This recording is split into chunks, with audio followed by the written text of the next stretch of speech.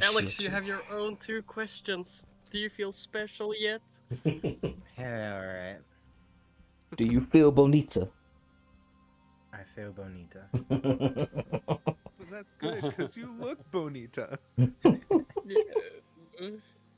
The Bonita has come for you. You are now the Bonita. You guys keep doing your thing, keep talking, keep chatting. I'm just checking out something real quick. Playing some Raystorm. Yes, sir. Yes, sir. Yep. Oh, there's definitely an echo somewhere. Nah, that's me. It was me. Ah, it's only Maalik, guys. No big deal. So far. Yeah, you know. Guys, no big deal.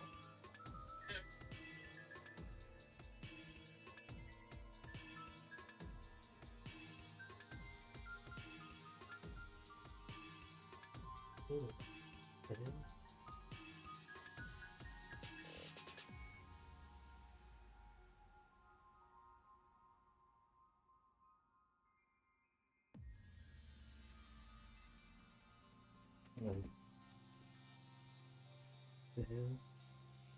Again, guys?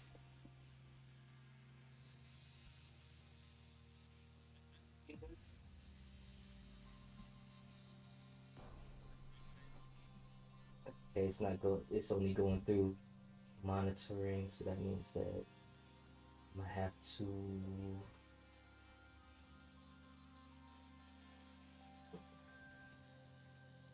Have to have that. Speaking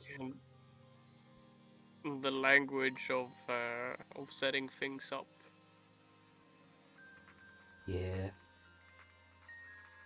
I'm gonna find a way to not have an echo.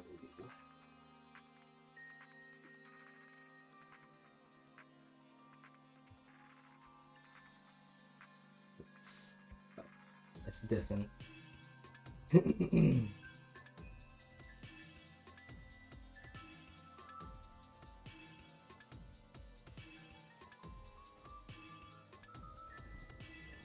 Okay.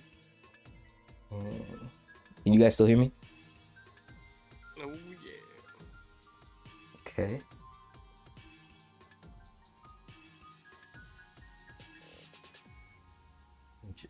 Interesting. Why is it only going through that? This is weird, man. So weird. You know, it's just computer things being weird. Oh, Jinsei's here in the audience. Oh shit. Let's see it. Hello, Jensei. Welcome Thanks for in. watching. Jensei doing the watching. The freshest soup drinker. Oh god. The soup. Who drinks their soup? I guess the insane might. Mm-hmm. But it's okay. Mm-hmm. But I mean, you know, when you like finished all the meaty parts of the soup, then you drink up the rest. You know, it's not like you.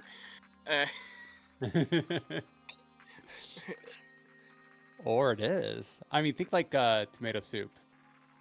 I guess you could sop some of it up, then you end up drinking it anyway. Yeah, yeah. Slurp the meat, boy. I mean, hi guys.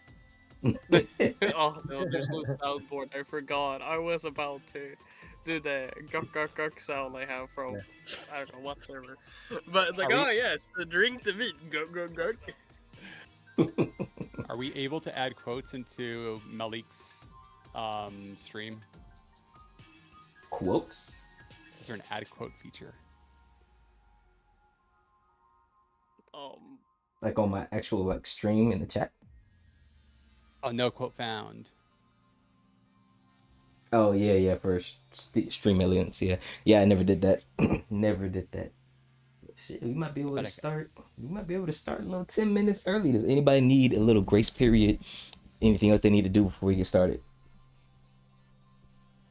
Slurp the meat, boy. You nasty. This is why you are the leader of Gremlin Chat, Mr. Jinsei. That's why he's the leader of that. Bada boom, bada bing. Cool, I can see the questions and I can see this. Awesome. Everybody can hear everything. Whoever's watching my stream, what's up? Yes, sir.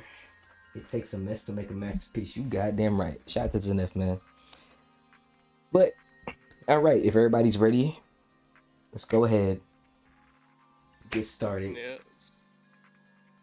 Okay, there's the Alex right there. Anyways, yes.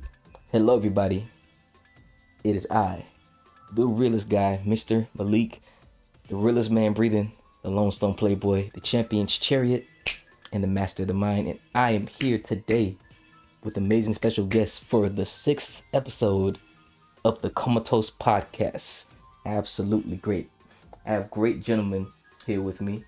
The only thing that's different is that my partner in crime, my co-host, Ms. Whitmire, could not be here for this episode because she has an appointment, but I'm sure she's watching the stream. If she is, she'll pop in. If she's not, it's cool, it's whatever. But we have great guests today. We have the greatest moderator in Whitmire's Discord. It's basically his Discord at this point, Mr. Elf Mage. What's up, y'all? We have the best editor known to man, Mr. Zenef. Yo, what's up?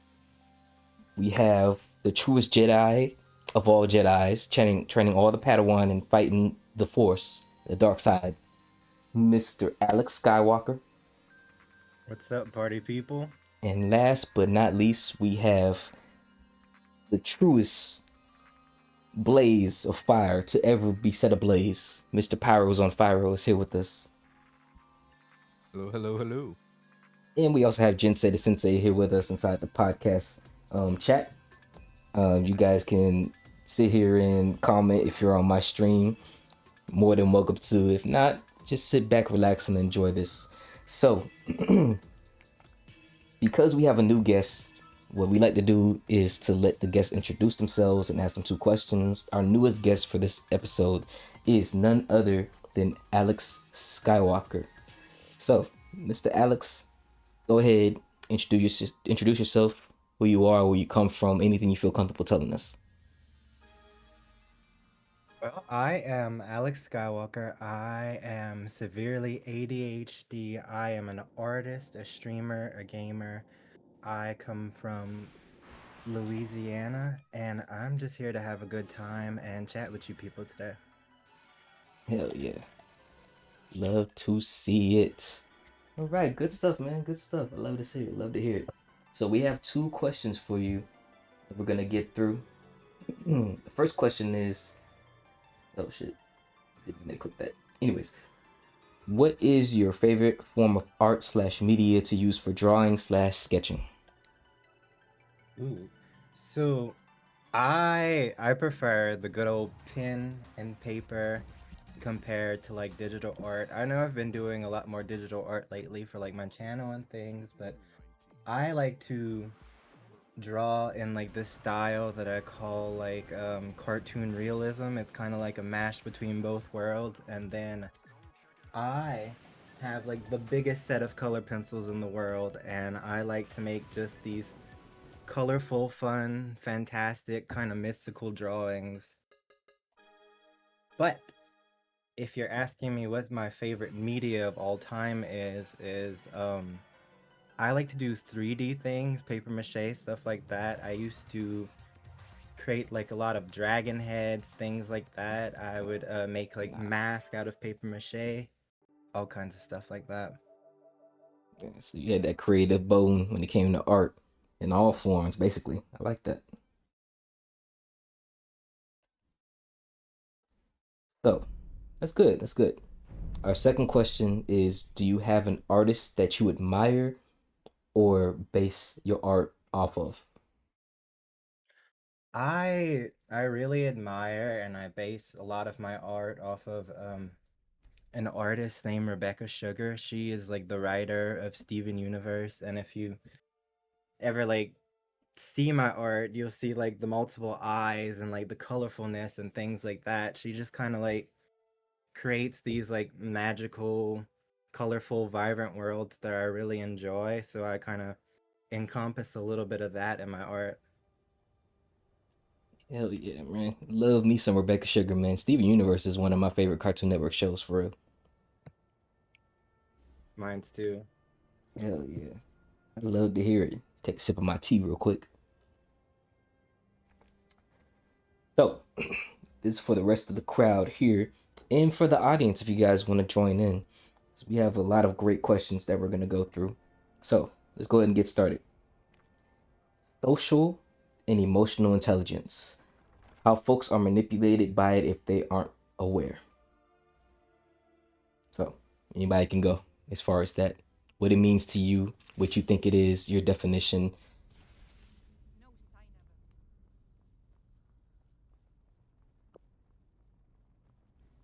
I guess I'll go. When it comes to social intelligence and being manipulated by that, it just kind of sounds a lot like peer pressure, which, I mean, everyone often goes through that every single time they go out with their friends and or just in general, people around them. And then emotional, usually that has a lot to do with more of a family and or like relationships. If people manipulating those, I think that's more of where I see those two sort of differentiating. Okay. I like that. I like that definition. Anyone else? Yeah, I think that's a pretty cool definition. I personally think emotional intelligence is mostly about how you handle like any sort of emotional event, and when it comes to uh, like if people are being manipulated when they aren't aware. I mean, peer pressure is of course something that is something that we should learn about as younglings, and it can affect us a lot, especially with like the popular kids. Like you really see it in school or in workplaces where you might want to fit in. And I think people with a higher emotional intelligence actually might be easier to manipulate because sure they will know what they're doing, but usually they also care more for others' emotions. Yeah, it's deep. I'm It's actually. you're coming in a little soft there. Oh no, I didn't speak pretty loud, so yeah. No. But yeah, I like that. I like that. I like that I like what I you said right there. I think I do think that's interesting to, you know, thinking that maybe someone with a higher emotional intelligence might be manipulated more. Uh, I guess historically, I don't know if that's true. Uh, People with higher emotional intelligence, they usually can read that. That's the point of where they can read those cues better in social situations. And the dark side of emotional intelligence is when those people with uh, high social and emotional intelligence use that to leverage the situation to their benefit, right? Yes. They become the manipulators of situations. They drive their agenda because they know how to play people. And it does happen, right? And there could be various reasons why they do it. It could be subconscious. It could be real. It could be someone in power who knows that someone with a lower emotional intelligence, right? Someone they can like get riled up really easily. They can send them down a path that they need them to go. It's like a very influential leader. These people would be manipulators, either for good or for bad, but they usually do have good emotional intelligence. And it's the other way around. They're not usually the ones that are being manipulated. Yeah, I was about to go into that too. It was like you, and I would say I think for what Elf was trying to say, for people who have the high emotional intelligence, if they're getting played, it's usually because it's someone that they really care about. But even if someone cares about someone to that degree, if they have high emotional intelligence, they're just not gonna let somebody just do them any kind of way because they feel in any kind of way, because they know better, like you said. And both of them play hand in hand, both the social and emotional intelligence, because if you have high qualities of both, you know how to say and do what you need to do to get a person to do what you need to do. Or like Zenef said, there's a good side of it where somebody's basically manipulating someone in a way to get them to act in a way it's going to better themselves. Like how leaders can be using the emotional intelligence to influence someone. That's a positive way of manipulating someone. Influence someone to bring out the best inside of themselves, because a lot of people may not know how to do that for themselves. I feel like the emotional intelligence for people who know better and want to actually do good things for people, they do what's best as far as saying the right things at the right time to the right mind, so that way that person can bring out the best within themselves. And I said it to say I feel like everybody should understand and know emotional and social intelligence. I think people should really take the time to understand why they do what they do, why they act a certain way or react a certain way when certain things are said and done to them, so that way they can leverage that for themselves in their lives. Not necessarily influence or manipulate someone, but to, in a sense, leverage their mind and pimp their mind for success because they know better. Nice, yeah. You know, I definitely think it's like two sides of a coin. Like they, most often than not, they probably know. Like, yeah, no, this is what's going on. Like Zenef said, they don't let someone get the upper hand. But like you said, Malik, when they care about someone, for example, it might end up being the other way around. Uh, I think it's like a very diverse thing, so it doesn't have to be one or the other as well. Yeah, that just plays into human beings. We're very complex creatures, man. We're not one dimensional. We don't. It's not a one size fits all, or what am I looking for? An extreme or absolute type of thought. Usually, people who have those type of emotional intelligence or anything have complex thought and complex ways of looking at the world, problem solving and stuff. So I think it's just best to just really just learn it. Honestly, that's my takeaway from it. I feel like everybody should just learn what is best for them to navigate dealing with people and actually building the relationships and the type of mindset and everything that they want. I'd actually recommend, if you haven't done this before, actually taking an EQ test.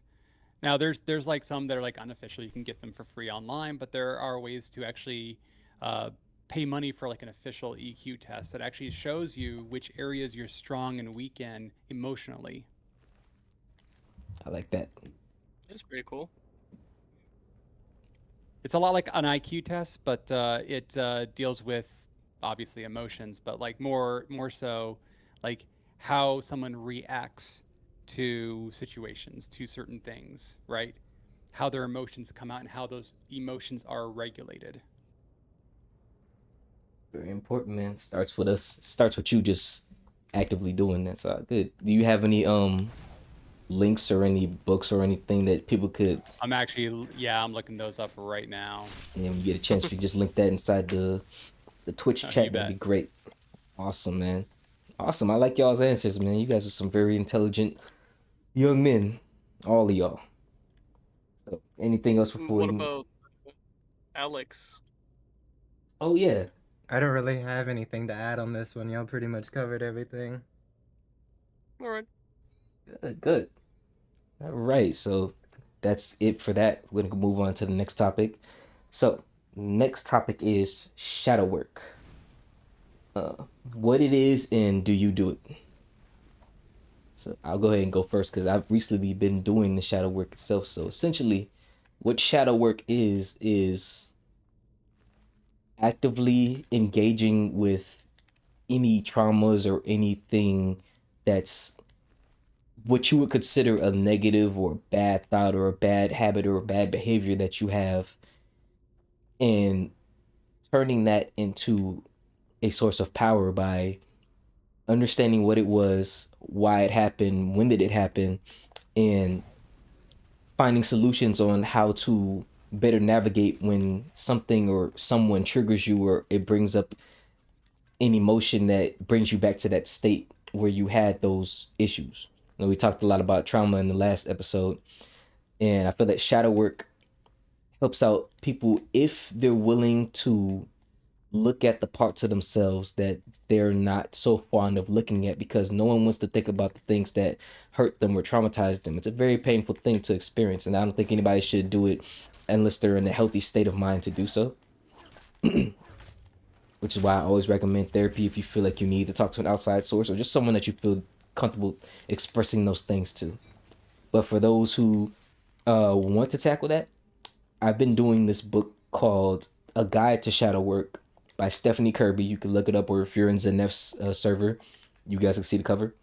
I recommend that book heavily. It is an amazing, amazing book. I've learned so much about myself and about how shadow work works. So that's my spiel, my 2 pieces on that. Anybody else can go if they want to go. So shadow work is something that I've actually been working on for a very long time, and for me it's like, an inner journey into yourself. You get to rediscover the great parts of yourself that are like trapped by like the trauma and everything that's happened in your life. And a lot of useful things that I do with shadow work, I do like a lot of journaling, a lot of dream work, and like my little journeys into myself. If I just discover these parts, I'll write it down, and that'll be like my daily journaling, or I'll do meditation, breath work, things like that. Love it, man. Awesome, awesome. And the book talks about that too. So all the things you're doing are all the techniques of shadow work that are very beneficial, man. Very, very beneficial. Before anybody else goes, I just want to add in too. I feel that everyone, no matter what your medium or whatever it is, should practice some sort of meditation, specifically transcendental meditation, because it gives you a way to relieve stress, to be still. Like, we live in a very, very fast-paced environment, especially for people who live in the States. It's very go, on demand, fast, go. And meditation teaches you how to be still and be in the moment. I feel that if everybody does some sort of meditation, specifically transcendental meditation, it'll make you calmer. It'll give you a clearer mind. It helps with not only traumas, but it helps with your heart rate and helps you sleep better, helps you stay sharper, stay clear. It's an amazing technique that I feel anybody should do, especially if you're doing shadow work.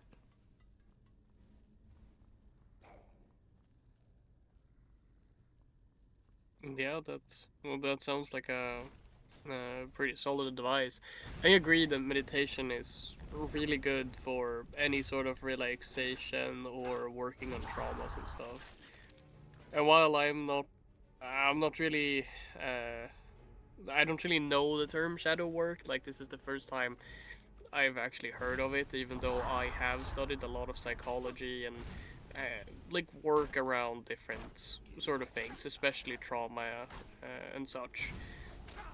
And I've done some work myself that you could probably call shadow work. I don't really do journals, but I do now and then, like when I remember, like just noting down important things. Um, but I have definitely worked on traumas from past relationships that I've been through, like when things happen, and you just realize, like, yeah, no, that this has created some sort of reaction from me whenever something else similar happens, and you suffer from it. And I think it's great. I've gotten over a lot of hardships that I have definitely been able to notice in other relationships. Like, yeah, no, this doesn't affect me like it used to, and I think it's a really great thing to do. I would recommend it to anyone who has suffered through anything that, even though they might not think it is traumatic, as long as something makes you sad or feel bad, especially if it makes you feel bad for a while, that is enough to count as a mental trauma to, and that can be worked through.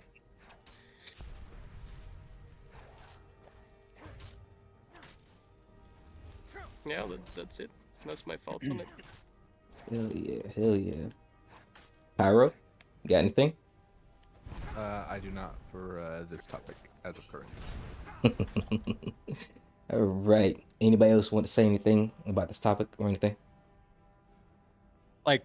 like what is it and do you do it? Like I think yeah, you explain what shadow work is, right? It's the it comes from Carl Jung. It's that that idea that you have to know yourself better, like not just the positive aspects of yourself, but also the negative aspects of yourself, right? And bring those to light. Work on that subconscious, right? Work on the that's why it's called the shadow work, right? Because it's what's behind the scenes.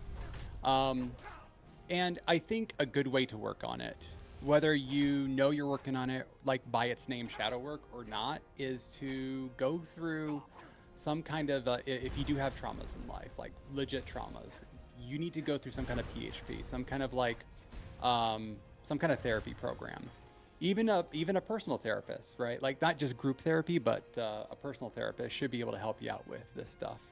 And like I said, they don't necessarily need to call it by that name for you to be doing that work. I think everyone, whether you're healthy, whether you think you're healthy or not, you know, like should be going to see a counselor, a therapist, and, you know, might be surprised by what you uncover or find out. And even if it's just to talk about your day and talk about stupid crap, it is good to bounce that stuff off of a third party that isn't emotionally invested in your life, but just understands you from a professional point of view. Absolutely. That's what I got for that. Absolutely. Absolutely. Was somebody about to say something? I heard somebody about to say something. I cannot thank you enough for all of the help. Oh, I did post links to the EQ tests. So there are, I mean, there's a bunch of free options, and I think they're probably not going to be as good as some of the paid options, some of the official EQ tests that are out there. But it's a good start. But I did mention some of the official ones. Good. Awesome. Appreciate you, man. Appreciate you. Well, that's everything for that. Go ahead and move on to the next one. Oh, this is gonna be a good one. Communication skills. How do you communicate? Do you feel your skills are good or bad? Anyone can go. I'll go last for this one.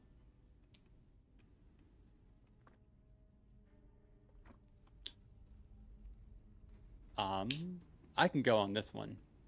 Yeah, go for it. Like you'd think someone who's been around for a hot minute, like 40 something years old, would be pretty decent at communication. It's not necessarily true. That's something I'm still working on. Yeah. I feel like just like labeling it good or bad, like on a scale of what, right? So already I think if we're just going off of good or bad, I'd say, yeah, it could be better. I think that's where I'm at. It's could be better. It could always be better, I think. And as I raise my daughter, who is now 17, you know, there's stuff that I recognize in her that I'm like, oh, it like is also teaching me about communication. Like where if we reach out to her, like we text her and she just doesn't answer back. Like obviously that's a bad communication skill, but how often do you guys also just like see a text and just leave it unread? Right? It's like, no, I'm not going to answer that right now. I'll get back to it later sometime. And you don't, right? Yeah. That's a bad communication skill. Or it is a technique, depending on how you look at it, like from a certain point of view. But usually that's a bad communication skill because you usually will want to get back to people if it's whether it's an important message or not, right? At work, emails come in all the time, right? Through your work email. And the expectation is that you will respond to all of them. Yeah. How many of you actually respond to all of your work emails? I don't. See, there you go. So there you go. Communication can be worked on. How many emails did I respond to? I will say I did not respond to all of them, right? You're supposed to. That is an expectation. But do you do it? That's the other thing. And that's something that as long as you recognize that is a right like a blind spot in your skills, then if you can rectify that blind spot and fill it in, then you're on your path to better communication. Active listening, right? Yes. Who all here thinks they use active listening? Who's heard of active listening? I have. Oh, for sure, for yeah. sure. Yeah. Just yeah. So what's active listening? Just So, go ahead. yeah, the things I've heard of it, um, like often when we talked about it in school, especially since I've gone to several educational courses for communication, it's to be in the conversation, being able to respond and showing that you are answering. But this is also considering more of a certified nature guide, like view on it, not as much as maybe just like a regular work view, but being able to listen, keeping eye contact, and like just taking everything you're taking in and maybe respond to something you're hearing. That's at least what we were taught. Okay, so like in what way? Oh, like let's say we're standing person to person, and you were telling me all of this, or like we're sitting in the podcast. I would be looking at you, and I would be listening and showing you, like communicating back to you with my body language, that I am actively listening to you.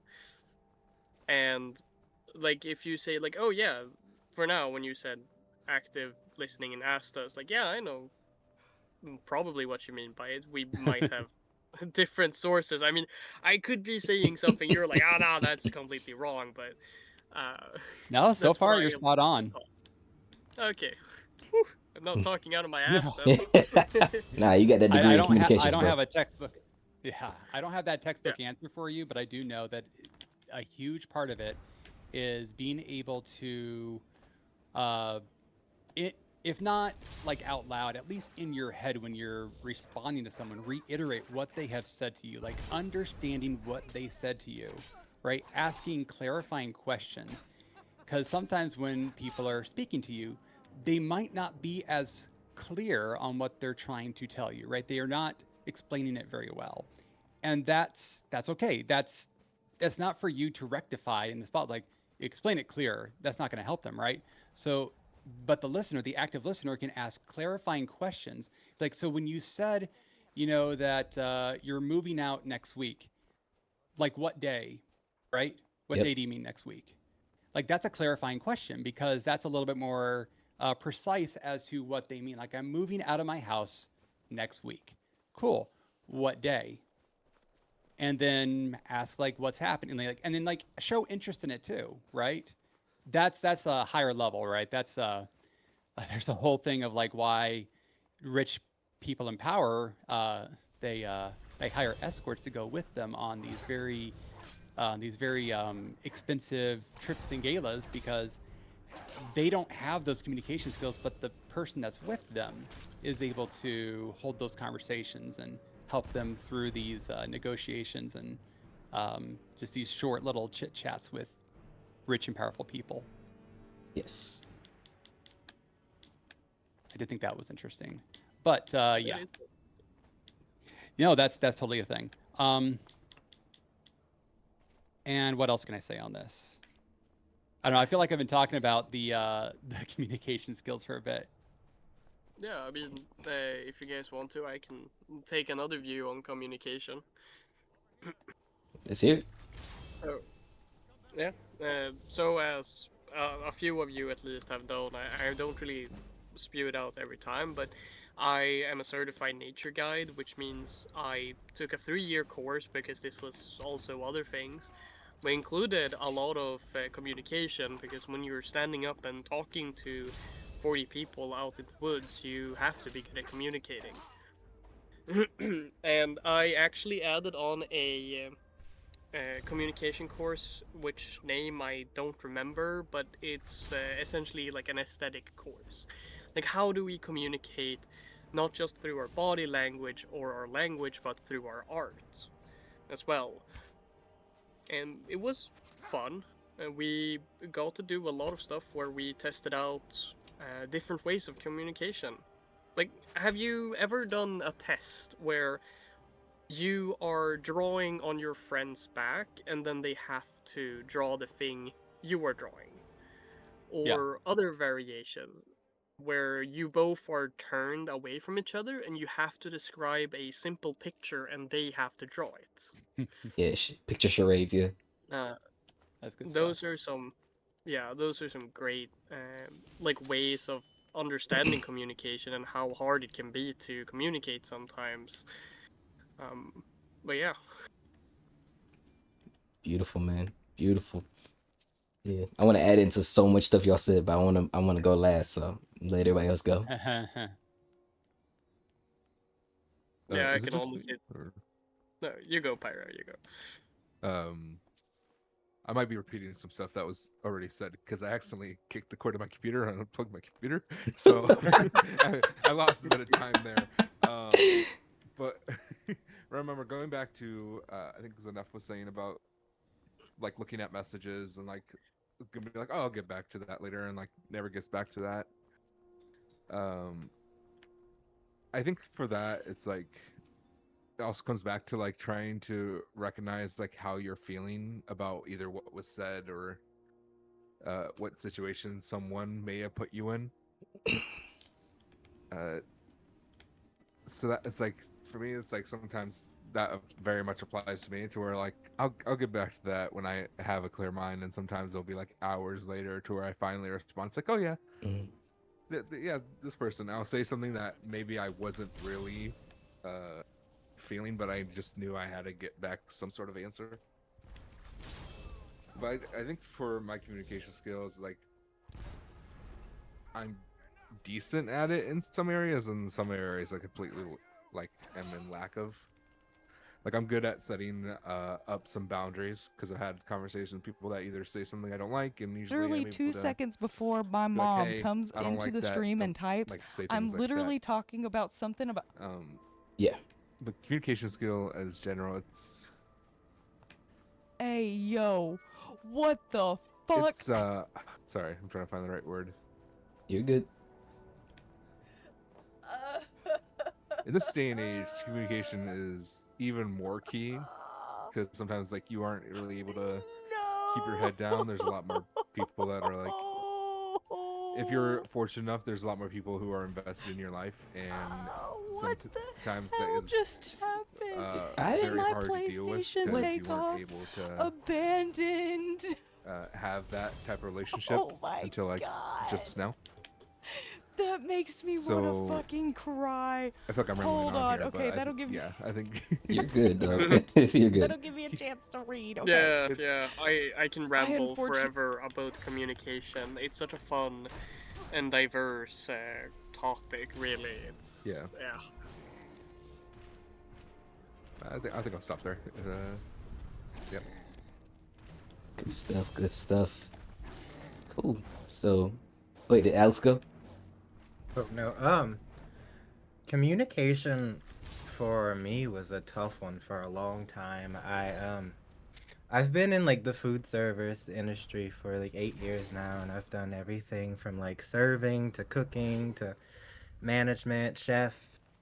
And I was really great at like, the communication in my professional life and my work life, but I used to really lack at communication in my personal life. I wasn't able to communicate the needs and the things that I needed for myself or just my emotions in general. So I ended up for a long time sabotaging a lot of like the personal relationships. Even like the relationship that I had with myself, I just didn't know how to navigate that or communicate that to people or just like, have friends and keep them close and communicate that I really appreciate people and I absolutely love people. I just didn't know how to say it or, speak it to people, if that makes sense. Mm-hmm. And then No, now that that makes I'm a lot like, oh, no, you go. No, sorry. I was just saying it makes a lot of sense. Yeah. Yeah. And now that I'm older and I guess I'm on the other side of things, it's kind of like Zenef said, I'm really good at personal communication, but I'm starting to lack in like the professional communication because we have like these group chats for work and these apps, and half the time I won't even read the messages. Mm-hmm. Oh, interesting. Yeah. But are you don't read them because they don't mean anything? Are they just talking about work stuff, or are they talking about just whatever? It's like a It's like it's just drama half the time. It's like Yeah, people being petty type deal, and yeah. I tend to stay as far away as possible from those types of things. Well, that's probably why you're not paying attention to it, right? Because like Yeah, if they're mixing business with the drama, that's bad business. And bad communication skills too. Yeah, and that's not on you to communicate back to them. If anything, taking a Exactly. step away is the better communication choice since you don't have anything to do with it personally. Yep, that's a And if smart they thing to come to do. you and say, "Hey, did you not see the thing we put in the chat?" Then you can say like, "I have trouble following the chat because there's so much drama in there." And so like I don't know when professional stuff is coming through and regular chatters coming through. Can we actually split the chats or something? Like have like a what is it? Like a regular chat where people can post their gripes and griefs in there, then their beefs, right? It's the food service. And then we have this professional one where we talk about like, hey, who's coming into work this day? Who can take my shift, right? That kind of stuff yeah, needs to be in a different chat. Right. Definitely. yeah. Because it's just like it's like, hey, you didn't do this, but it's said in a way that it's like we're gonna be petty about it, so we say it in this way that makes you feel bad about yourself instead of Oh, interesting. communicating, hey, this didn't get done. How about we do a better job next time and get it done? They being passive aggressive. I don't like people That like Yeah, is that. what that is. Mm-hmm. I dislike passive aggressive people with a passion because that's just you got the balls to say it behind someone's back or on in a slick way outside of your neck, but you'll never say it directly with the same energy. That is the most, to me, the weakest type of communication that there is passive aggressive communication. Yeah. Yeah. So yeah, but since everybody had really great points. I loved all your points.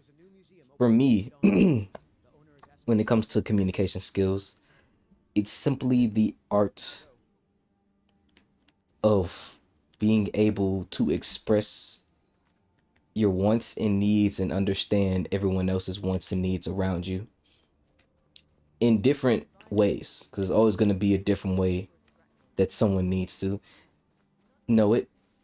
And it really comes from two things: being authentic and being vulnerable. Two things that people really don't like doing because, like we talked about with the emotional and social intelligence, there are people who will try to use communication to manipulate you into saying things about yourself so that way they know how to deal with you. In a sense, we'll say like a card game. Let's say you're dealing with someone who's like, hey, let me see your cards. Okay, you got this card, this card, this card, and this card. Interesting. And you say, well, can I see your cards? And I'm like, no. And it's like, well, why is it that you talking a certain way and I'm saying you saying it in a certain way and I'm supposed to abide by it, but you're being tactful and being secretive in a sense. So it's important for everybody. That's just one of the examples. It's like an example of learning how to know tact and understand what people are doing. But everybody needs to be able to be a verbal ninja in some way or fashion because communicating, depending on the relationship, you don't need to tell everyone everything. But on top of that, if it's a communication, like let's say you're talking to like your child, like Zenef as a child who's about to be an adult, essentially, you would need that person to be open and honest so the way you could help influence them to do things that are actually good and of good rapport and actually make sure you're taking care of them. But for most other folks, a lot of the times, like what he said with the folks in the business thing at work, they just want to know your business so they can do exactly what they're doing right now, which is talking about your business to make themselves feel better, which has nothing to do with you, has to do with their own flaws and insecurities that they're projecting via using communication to talk about someone that they claim to have an affinity for because a work or a coworker is still a relationship. And if you're lacking in communication skills with your coworker, how can you trust them moving forward? Or how do you build respect? How do you build trust if the communication skills aren't using authenticity and vulnerability? So, as far as me with my communication skills, I would say overall, with everything I've gone through with the military and with life, professional and personal, I feel like I'm a very good communicator. I would say the one thing I need to work on, and I'm working on it too, is learning to express my boundaries more. Because I state my boundaries and I have my boundaries in mind, but expressing that is something I need to work on because I wasn't necessarily scared of, the consequences of putting up boundaries, but it's like when you've grown up in a situation to where people put that fear of what will happen if I say this. I don't want to know, so I just won't say it at all. I had to get past that because just I'm not a person who really likes conflict like that because it's not fun. I don't like being angry. I don't like being pissed off. I don't like getting hurt, and I don't want to have to hurt nobody. So I had to learn verbal tact in that sense, but also knowing that it's okay to disappoint people verbally and with your communication because it's worth it to keep your sanity. As far as my communication skills are in play when it comes to putting my boundaries and things like that. Because like I said, I've dealt with someone recently to where they were trying their hardest to get information out of me because of what someone else said. And one of the main things I said that I don't like passive aggressive people. I also don't like gossipers. I know Zenef talked about this too. There are people who literally spend their whole time communicating with folks to tell people's business and badmouth people and put this idea of what a person is in someone's head that rarely is ever actually the truth. And that to me is a bad communication skill. So I've learned not to do that communication skill because that doesn't build rapport, trust, respect, anything. If anything, it just makes you someone to only talk to when, again, there's drama or someone wants to be entertained. I feel like it's childish. But yeah, that's my take on communication skills in general. Yeah, yeah, it's a good take. I gotta agree. Passive aggressive people are usually. I think it's fine, but passive aggressiveness can be such a annoyance, especially when you are trying to communicate with them and all you get back is a passive aggressive response, especially when it's on the level where it's passive aggressive, uh, which can be hard through text, but some people are just very good at that. But in person, if someone face to face is like, yeah, whatever, essentially, at that point, it's just like, I'm just gonna stop. Like, there's no point in communicating with you at that point. That's so great for you. Yeah, right. I'm glad I you felt mean, the need usually to without say that that. intonation. Yeah, right. Congratulations on your promotion. It's not like anybody else has been trying to go for that position, but you got it just because someone likes you. I hate that shit. It's so annoying. Yeah, well, I know you can't control what people say. I think that is like one of those. I will say it does take emotional intelligence to realize that you just cannot control what people are going to say or do because they're in their own journeys in their life, right? They're at their own phase of whatever emotional intelligence they're at or whatever mood they're in. They're going to make their own decisions, and so all we can do is control how we react to it. God, yeah. I try to That yeah. that really hard thing to do is be the bigger person. God, that sucks. But goddamn, it's like It's great, but it's also kind of like, dang, it's kind of like it hurts. it's, But it's kind of yeah, like you turning it your is the cheek and thing they to do. slapping you on the other cheek. It's like, bruh, I just want to slap you back, dog. But then it's gonna make a bigger problem that you Yeah. don't need. So, so yeah, it's hard, But but sometimes, yeah, and sometimes it can feel so rewarding, taking the better path. Like, especially if something turns out your way because you did it. It's such a great feeling. oh man, definitely, dog, definitely. Also, Witty's in the chat, guys. She's listening to us doing the podcast. For those who don't know, Oh, amazing. so Witty, thank you for being here in spirit. It means a lot. If you're able to, you can text in and add into this conversation. I'll make sure that you get acknowledged. But thank you for spending time here with us while you're getting poked with 1,000 needles. It means a lot. Okay, that was good talk. Anything else before I move on to the next topic? No, I mean I can talk hours about communication, so we Me better too. move on, man, before I start communicating. Communicate about Yeah. communication. We just do like a quick shout out to Witty, the other host of the show. Yes, yes. Shout out to Witty, man. Witty is an amazing person. If you don't follow Whitmire, give her a follow, man. She plays amazing games. She's a yapaholic, just like the rest of us are here, but she's to another degree. She loves to speak and loves to talk, and she makes everybody feel heard, seen, acknowledged. She wants everybody to know that they're seen and made feel special. And she's just an overall just a sweetheart, man. Real sweet lady. I am so glad to have gotten to know her. It has been a pleasure for her to open up the sphere of a lot of people that I've gotten to see and gotten to know. For real. But yeah, we're gonna go ahead and go over to the next topic, which is becoming successful without controversy or drama. Do you guys believe that a person can become successful without any type of controversy or drama? And I'm talking about the generic kind that we always see, like relationship drama that's sensationalized on the news, or he did something so salacious or outlandish that people are looking at him like they would look at Donald Trump or something. That type of controversy and drama, not the little petty stuff that people try to find out or false narratives.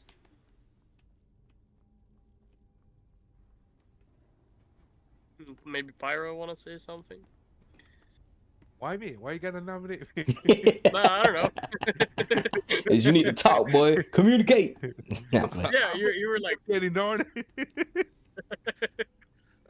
No, my instant answer to this, I was about to just say it, but I didn't want to interrupt. I was like, no, I don't think anybody can get through success peacefully without there being people around who, usually it's either out of jealousy or like people are mad that you are finally, doing something for yourself, because we all have haters. Mm-hmm. Yeah.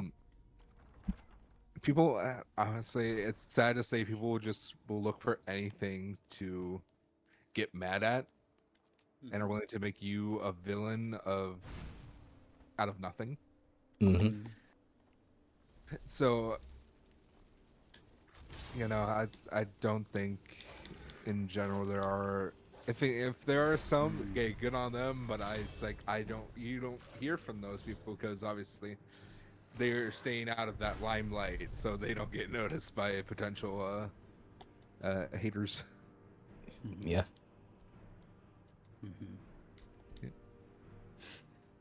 Yeah. I'll go closer to last on this, but I generally agree with you on this, but I do have some things some nuances. Yeah, so do I. I was about to say, yeah, I do believe that there are people who can be successful without any controversy or drama. And it's mainly just down to just the people you keep around you and the decisions that you make. Usually a lot of people who really are intentful about their life and designing stuff. When you come on the internet and you decide to do a certain or move a certain way, and I'm speaking mainly for myself, when I came on this internet and decided to be a public figure in this way with Twitch and everything I do, I vowed to tell the truth and I vowed to be authentic. So my philosophies and who I am and what I stand for is already out there from the get-go. So there's no way you can really expose me on something that you can't look back through my history and, oh, he's already talked about this or he's already said this.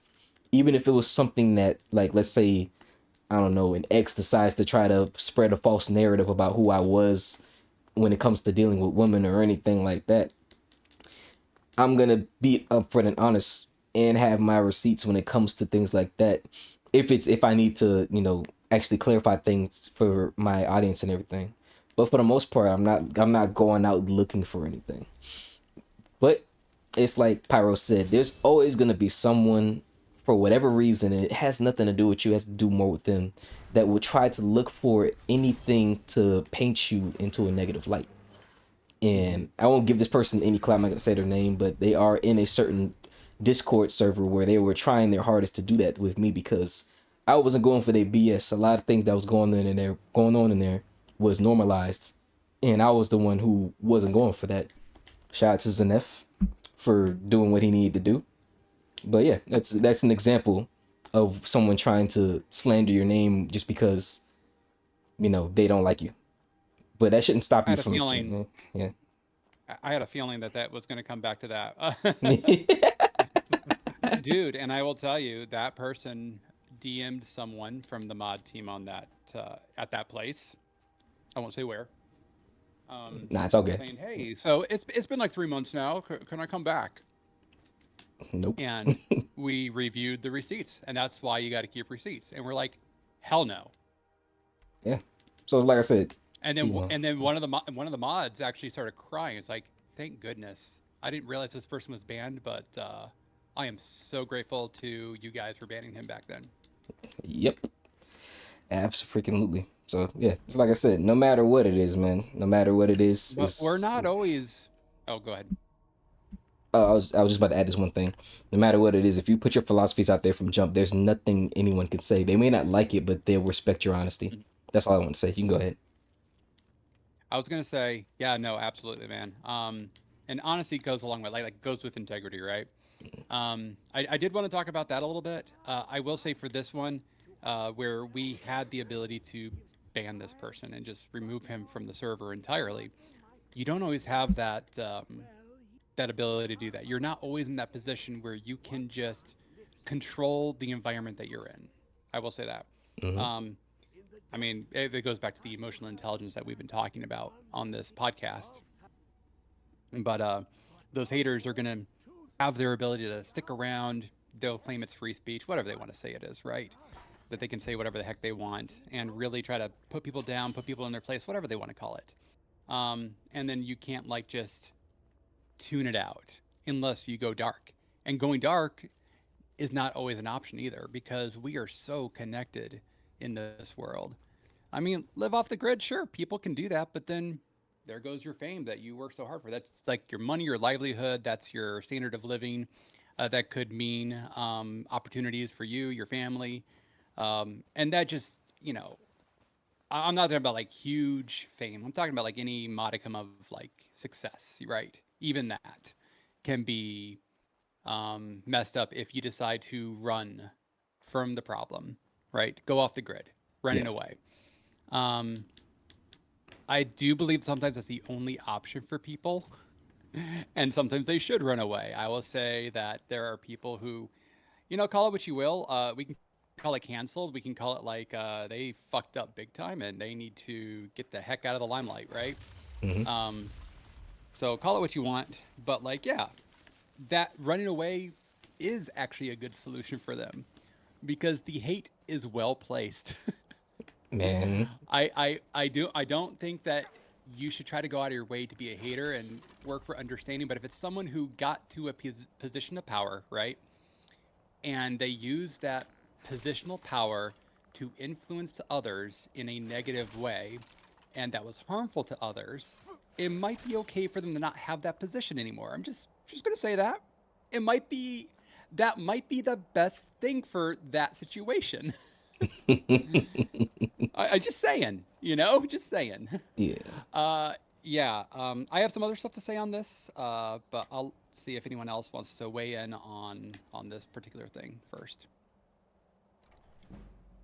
Yeah, On the thing I about totally yeah. agree with what you're saying. With sometimes it's good for certain people to leave, and sometimes some people just don't want to stay and leave because some people are just that mean. I've had cases where another server, for example, where I've grown, I've also like seen this happen, have to dealt with it, where we were doing pretty good and we had a competitor, but that competitor wasn't really in like the official light of the guy who made this thing, right?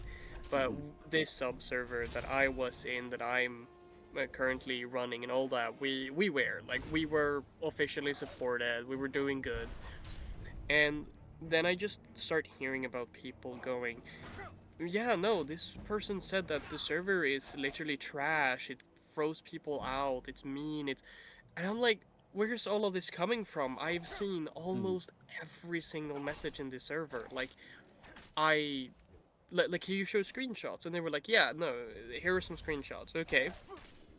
And it's like, to talk to the individual, because I've had communication with them before, and they're like, yeah, no, this thing happens. And it's like, the thing you are showing me, because they showed screenshots of another staff rejecting something, and then they're super respectful. The guy receiving the rejection is like, yeah, okay, thank you, I totally get that, and leaves. And the staff is just like, yeah, no, this is the reason, I'm sorry, but we just can't do that. So this aggregator comes to me and be like, yeah, look, this is so bad, he's so mean.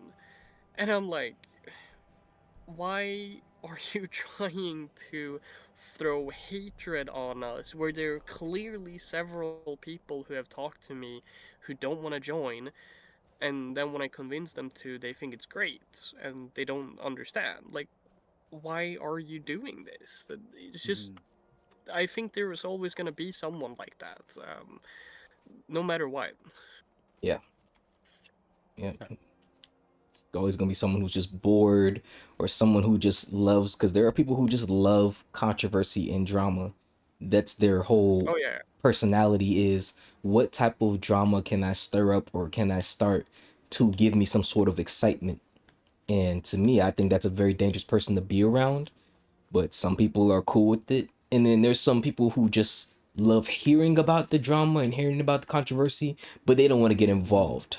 They just want to Yeah. hear it and spectate it. And those are even worse, because they're enabling the the terrible behavior that's going on, because they just want to see it. Yeah. If they're in a position to be able to interfere, right? If they're just spectating and they're not saying anything, that's what you mean? Yeah. Like coworkers who see like a situation go down at work and they're just like, doesn't have anything to do with me. Dude, that's your workplace. Yeah, if it's especially if it's someone that we may not be friends, but I respect them and I respect their work ethic. If they're being treated poorly, I'm going to say something, because that's just me and my honor.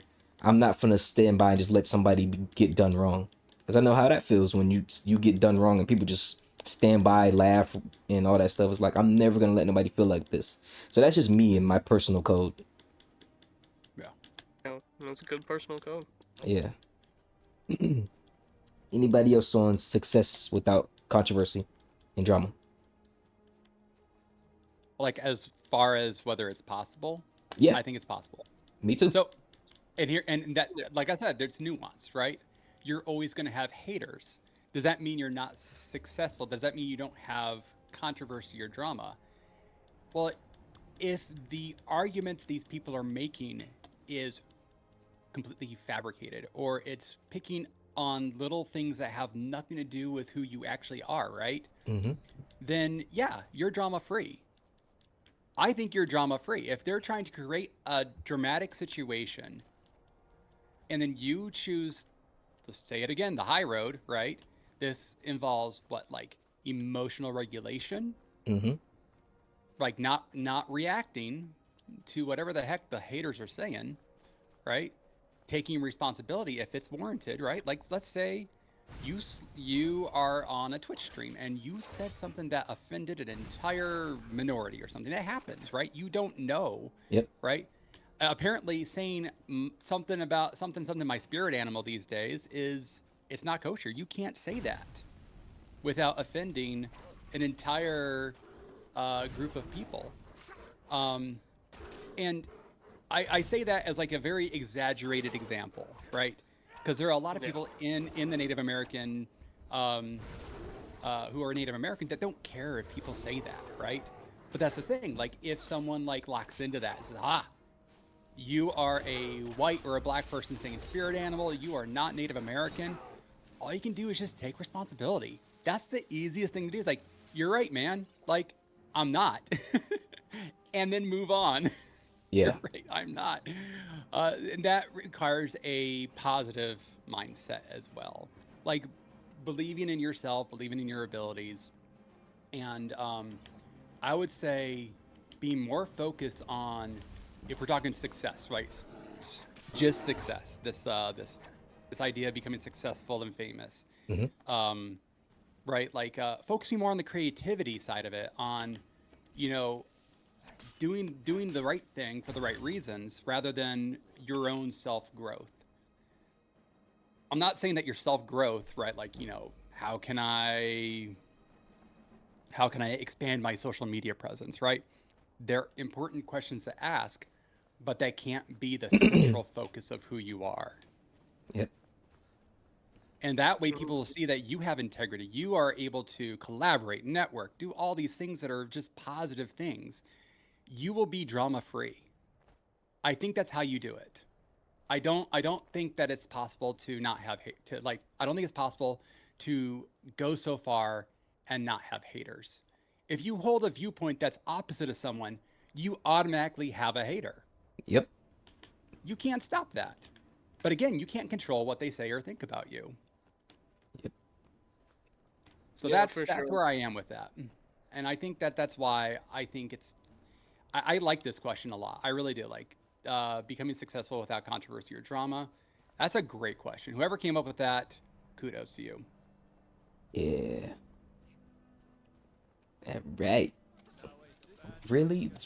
4 bandits just came out of here? It's crazy. They just came in marching in formation. And it was like, well, time to beat some ass.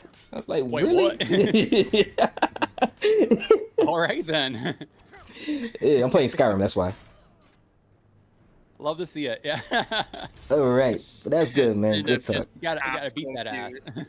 All right, so next question is exposing people, cancel culture, obsession with showcasing the worst in people online. What are our thoughts? We kind of discussed that with the whole successful controversy thing. That's why I love these questions. They go into each other. I'm glad I did that way. But yeah, the whole thing of exposing folks, man. To me personally, it's very childish to quote unquote expose someone. And when I say expose someone, I mean you're trying to publicly humiliate them. Not if somebody did a crime and you're basically showing the evidence of a crime. That's a whole different story. But if you're just going out of your way to try to, create a narrative on someone, even if it's true, to turn them into a bad person because of what they may have said or may have did to you, you're childish to me. To me. I just think that it's a waste of time to try to go out of your way to say or do certain things to get a certain response out of people or get people on your side because you may not like this person. It also goes back into the gossiping thing. As far as cancel culture, um, depending on who the person, depending on what it is, it can be called accountability culture, like how Zenef was saying. If someone is doing something outlandish and they obviously need to be held accountable for that, and that means that they need to have things that they had that was benefiting their business or whatever they were doing taken away, then perhaps that stuff being taken away will be good for them to learn that lesson. But in my mind and in my opinion, I don't really think anybody can be canceled because even the most hated people in the world still has followers. There's always going to be, you just need one person to believe in what you're doing. Even if you do get quote unquote canceled, I'll say, and this is going to be very sensational when I say this because I know some people are going to disagree. I had a lot of women disagree with me, but Tory Lanez is one of my favorite rappers, and he basically got canceled because he was framed for shooting Megan Thee Stallion in the foot from a party. I have different opinions on it. I'm not gonna go too deep into it, but I don't think that happened. But I know there's a lot of people who do think that it happened, and they're okay thinking that. But he got essentially canceled. He lost a lot of brand deals. A lot of artists didn't want to work with him anymore, and everybody who used to have a good opinion about him because they wanted to save public face and save their businesses or save their reputation, or just because they didn't want to deal with the public backlash of being connected to him, they either went against him in public and was supporting him in private, or they changed their whole opinion to fit into the narrative of he's a bad person. But he still kept going because of it. He said, I'm not going to let this stop me. I'm not going to stop making music. Throughout the entire time he was going through the whole situation, he was making music, the best music he's ever put out. He was still going to shows. He was still doing things. He just couldn't talk about the situation because At the time, he was in the open case. Meanwhile, Megan was able to make basically a smear campaign, and she got hurt at the end of the day. I'm never going to sit here and act like she didn't get hurt in the situation, but it was such a convoluted case that you don't know who's telling the truth because someone either isn't telling the truth or someone is lying. So exaggerating facts and stuff. yeah, exaggerating stuff. So it's like, who do you really believe? But for me and what I've done in my research, I don't believe that what was said that happened actually happened. But he got canceled for that. He got canceled for that. And when I say I like his music, people automatically assume, oh my God, you must want to shoot a girl in the foot. Like, God forbid someone has a different, has their own free will and just likes, they could separate the person from the art.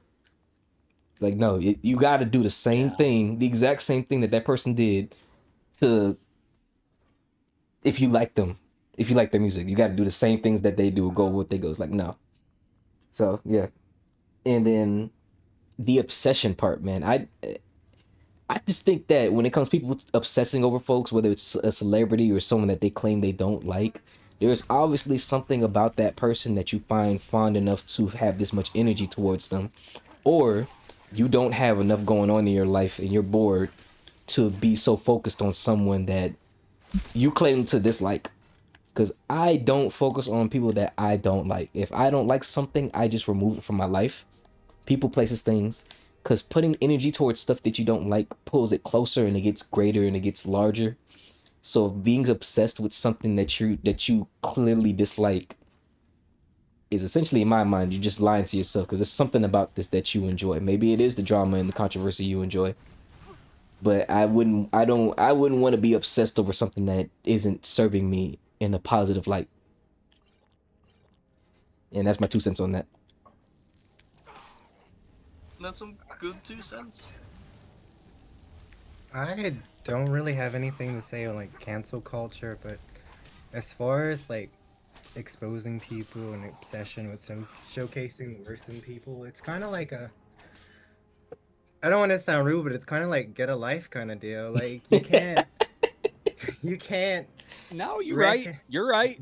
Yeah, you can't recognize something in somebody if it's not at least a little bit true for yourself. So maybe these traits and things that you're trying to push onto other people is, a small factor of it's true about yourself, and you just don't have anything better to do than just to be throwing these things onto popular people because maybe at some level you wish that you had this success or the fame that they have. Yep. You want that 5 minutes of fame for yourself. Yeah. Yep. It could be, yeah. That could be. Yeah, I think before cancel culture was a thing, before it was a culture, when it was just, hey, this person is actually a bad person. Yeah. Let's just stop supporting them. Like, I don't know if any of you have heard of the Illuminati YouTuber, whatever, Claire, her name. That she's basically been what what the kids say, cancel cultured. But at the same time, she was also treating her employees very badly. And to group that up with the, oh hey, this person did this thing that is actually like not necessarily bad, or like it's still ongoing work and all that. Mm-hmm.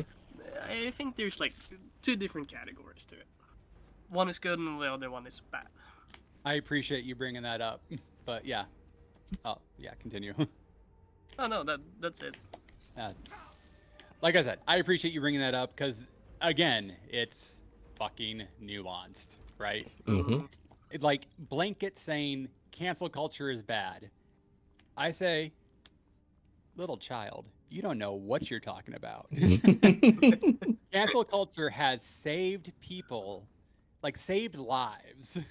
Yeah. In the way that like people getting fired from their jobs. And I spoke about this just like moments ago too. Like, people who are victims of, not just unfair treatment, but like, actual rape and misconduct and crime.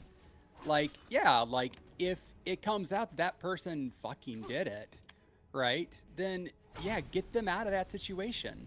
Get them out of there. They don't need that position anymore. Um, and I will say, like, you know, allegations come first, and they are allegations, right? Because that's how it starts. The allegation starts like you're accused of something, and then the case is built, right? They're collecting evidence and looking for all these different things to say yes, they actually did do the thing. Sometimes it's very clear from the start, right? Like it's irrefutable. Sometimes the allegation is out, and like you really have to investigate it, and that's why like there's all this like hurt after a trial happens. Like, well, like, the evidence did not show that this person did a thing. Everyone gets a fair trial in the United States. Well, they should, right? Like, I'm sorry, like I will say I don't completely trust the uh, like the court system in the United States. However, that is the way it is built. Mm-hmm. See, the concept is real. The outcomes are not always right, but evidence does speak for itself. Evidence is very important. So if there is evidence of this and that comes out, like, yes, remove the person from their job first. But if it turns out they didn't do the thing, reinstate them, give them all their benefits back. Or if they've already moved on from it, right? Like those people should not be working together anymore anyway. Like if they're the ones that tried to out this individual, right? Everyone should just move on. If you didn't like that person in the first place, even if they were innocent, yeah, everyone should just move on. Exactly. I think cancel culture, like if we want to call it that, right? Or accountability culture, has its place. It has its time and place, as does everything. But these people who are fanatically searching for anything, like, we're talking about the haters who are searching for anything to bring down an individual when it's not true, and, or, you know, dare I say, they are fabricating evidence. I mean, look at the Johnny Depp and Amber Heard case, right? Man, that shit was crazy, bro. Oh, for man. real. Yeah. I'm surprised I'm the first one to bring that up right now, but like, yeah, that was crazy. And Johnny Depp took a step back, as was expected. He was quote unquote canceled for a bit. Look at the guy now. Hell He's yeah. back. Hell He, yeah. he exactly, and he moved on from it. Those two are not together anymore. Like, it didn't like negate those harsh feelings that they had for one another, right? There is one person that did not come out on top from that and was shown for like the kind of lies that they are going to spew, and that is the consequence of the actions there. I think actually we have Yoshimono in the chat here. He actually mentioned that. I love this little adage: freedom of speech does not mean freedom of consequence. Yep. Or freedom from consequence, if you will. Mm-hmm. So there you I go. just gotta say, another adage he added was, "Where lawyers embody the letter of the law, but not the spirit, the cancel culture embodies the spirit, but not necessarily the letter of the law." And I think that's so true. Like, yeah. Yep. So yeah, we can hate cancel culture all we want, but I think it is important to acknowledge the importance it can play. We don't need to call it cancel culture. If that is a four-letter word for some people, right? Let's call it something else, right? I think accountability culture is good. I think just accountability, right? Can we just go back to the basics? It is basic accountability for actions. Yeah. It's not a culture. This is who we are.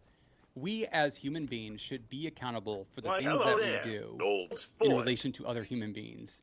Royal Dare I Hennessy say, just I said it again, dare I high. say, dare I say, we live in a society.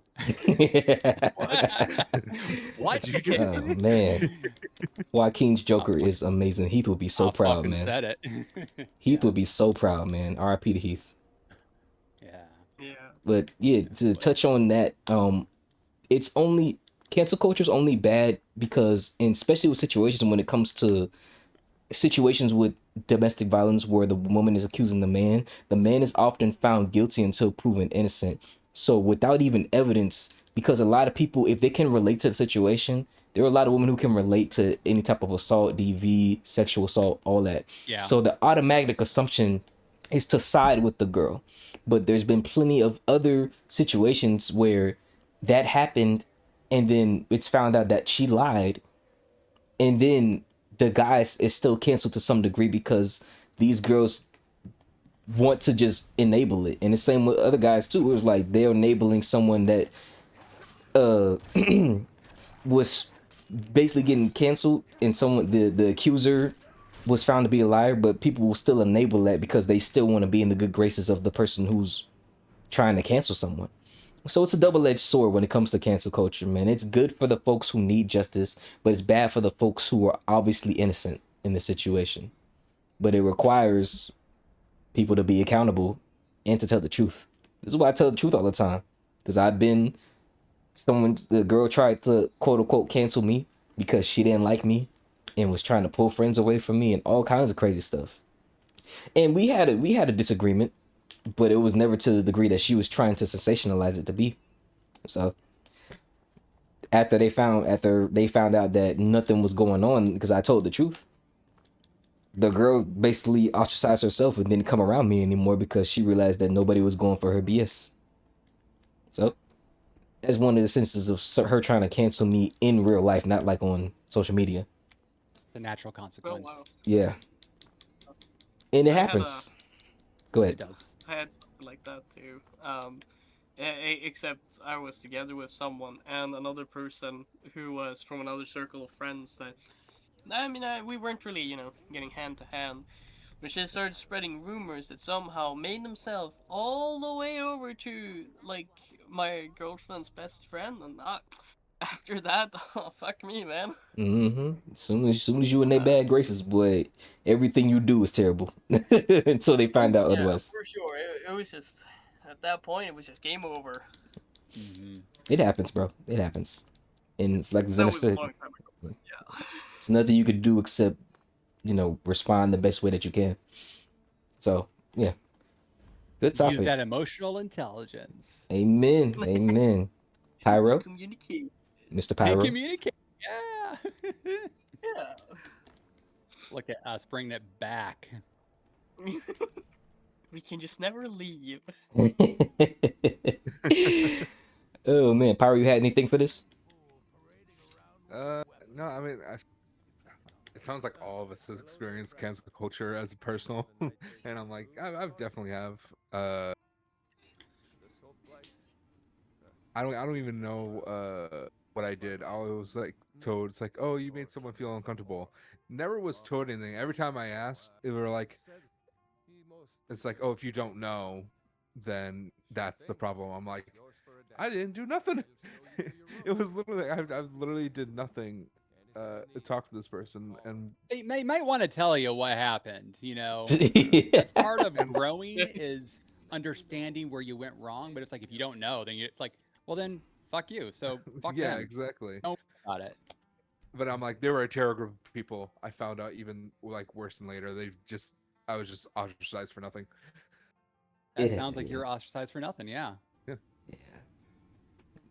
I'll say the good side of cancel culture. If you're accused of something and you're innocent, all it does is when it helps you get stronger because you have to. I feel like there's a quote I read that a man should be able to hear and to bear the worst that could be said of him, and one of those things make you stronger. It sucks in going through it, but in the hindsight, you'll be like, man, I survived through something that I thought would have been the end of me, but I'm still here. And secondly, it shows you who you can and can't trust. Because people can pretend for as long as they want to, but eventually, if you pay attention and you staying silent, they're telling themselves. So that's one of the things that you will learn when it comes to that. But good stuff, man. So we're gonna go ahead and go to the next topic. All right. All right. Oh, this one's from Misty Mountain Spirit. He wanted this question, and he said, "Is it possible to create a large community of streamers, but with no intent of becoming famous or successful, but just to build an awesome gaming community?" I mean, that's kind of what we have now. That's basically what we got right now with Streamers of the Hill. Yeah. It's just when we get bigger, more people will know about us. But I don't plan on changing the behaviors and the habits that we have now. Just us just getting bigger with doing the same thing we're doing because we have a great community. You guys speak on it. I believe it's possible. I think, our individual success gets to be our group success if we, help one another and keep doing awesome things like shouting people out, directing people towards the smaller members in the group, and just all around having a great time. Absolutely.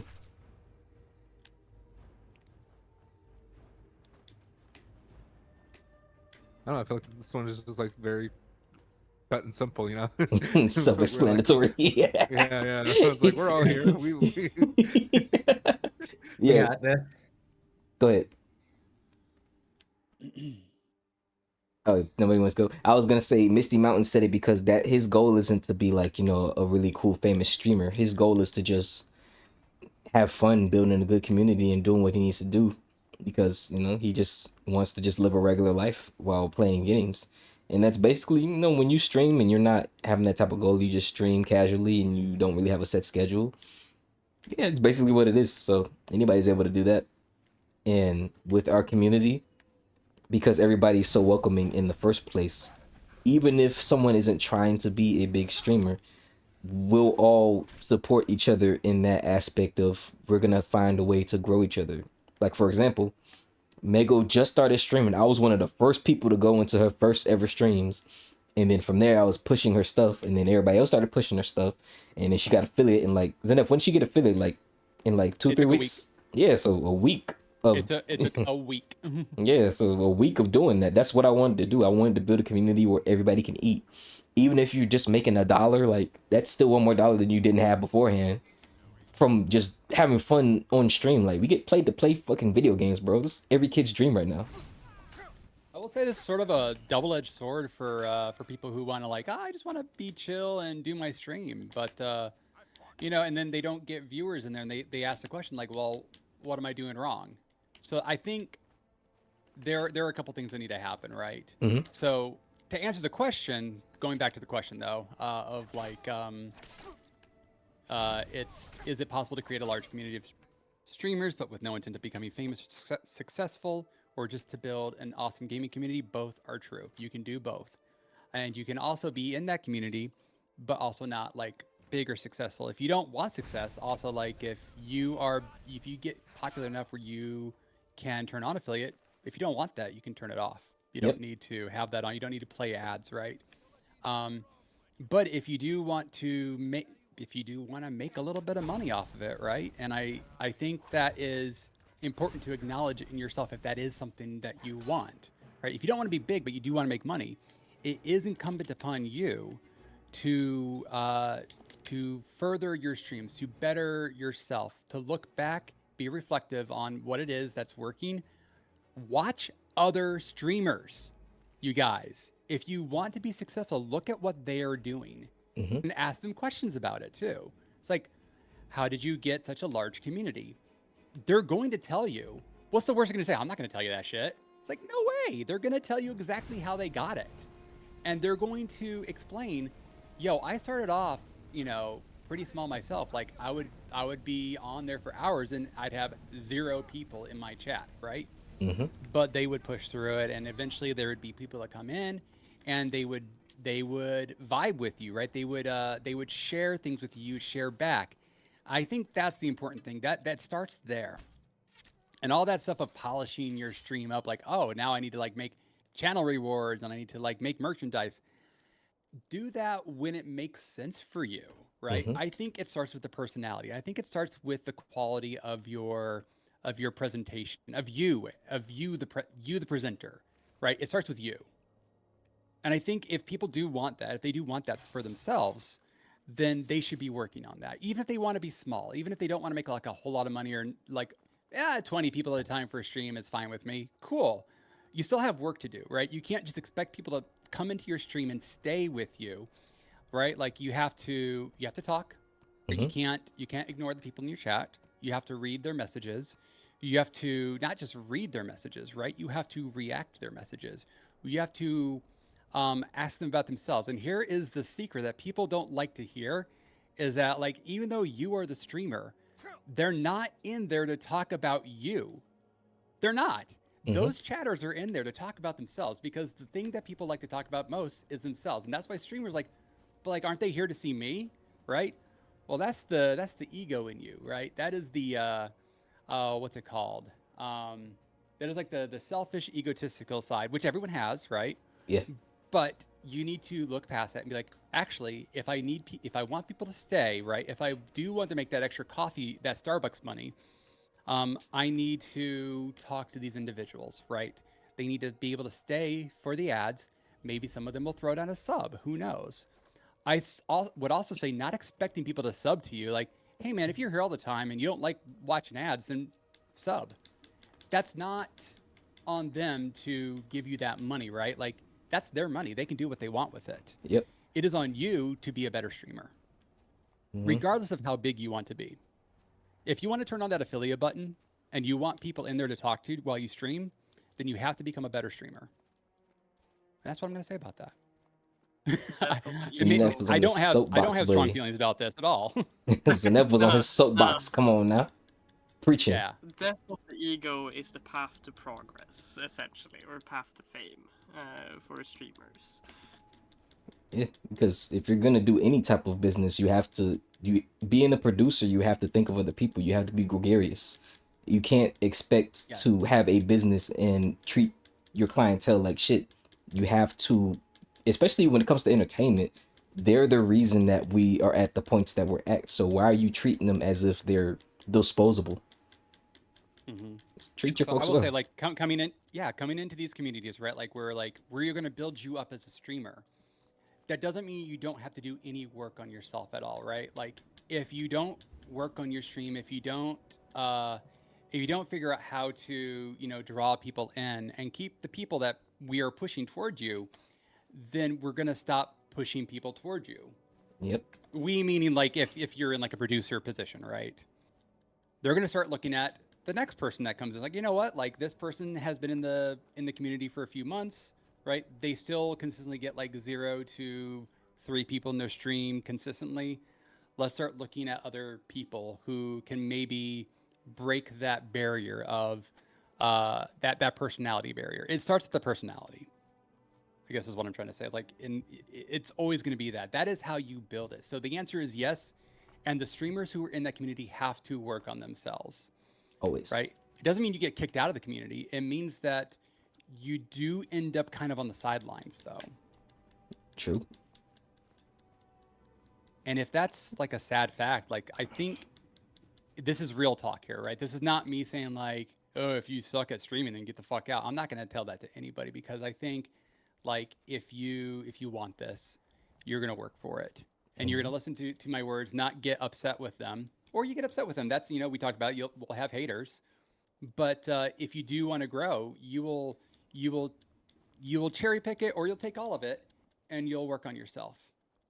And that is what I am also doing. Like, that's why I go into so many different streams and I watch what they are doing, because I want to see what are they doing that is working for them. I ask the questions of, how long have you been streaming? That is like a basic question. Anyone wants to know, like, about that streamer, ask them how long they've been streaming. Ask them just basic clarifying questions about, like, how did you decide your brand? That kind of stuff is important too, because even if you're a small streamer, having a brand, having something recognizable about you is important. And I will tell you, Zenef, at this point, still does not have a brand. I'm still working on it. But I know that I need one. Unlike Maalik, who knows himself so well, maybe I'm speaking out of turn here, but I feel like he knows his brand. Yep. So there you go, right? Sometimes you already know your brand going into it, but you still got to work on the personality. We got a question from Yoshimono. Yeah, I'm actually pretty much done with all that, but you can, if you want to see that, Maalik, he's in the chat if you want to ask him, read his question. Yeah, I got you. In your opinion, which reasons to start streaming tend to lead you to the most success, and what motivated y'all to start? So for me, the reason I started streaming is because I was watching my favorite streamers stream, and I was like, I can do that. And so I did it, and I didn't make any excuses. I didn't have the equipment, or none of the equipment, none of the anything they had. They had everything. They had all the fancy text overlays, mic quality, OBS. I didn't have none of that, nor did I know what it was. But I was like, I'm going to figure this out because I'm going to start with what I got because eventually I'm going to get the knowledge and the materials to be a great streamer like my favorite streamers. And also just, just I really enjoy playing games and talking to folks, man. Like I enjoy having wonderful conversations with wonderful people because life is about people. I recognize that, and I recognize that is one of the strongest ways to build anything is that you need to be a people person because it's all about the relationships that you build of all kinds, platonic, romantic, professional, business coworker, work coworker. You have to be a people person in anything you do in life, especially if you want to start a business. You have to think of other people. So yeah, it's just fun. So yeah, that's the main reason I feel like I can do it, and it's a lot of fun, and I enjoy talking to people, which is why I do it. And it wasn't easy. I recognized that it wasn't going to be easy, and I don't know. That's part of the reason why I'm doing these hard ass bosses. I like a challenge. It's just something about when I defeat something that's someone says is impossible. Maybe it's ego, maybe it's pride, but I just feel 10 times better when I actually do it.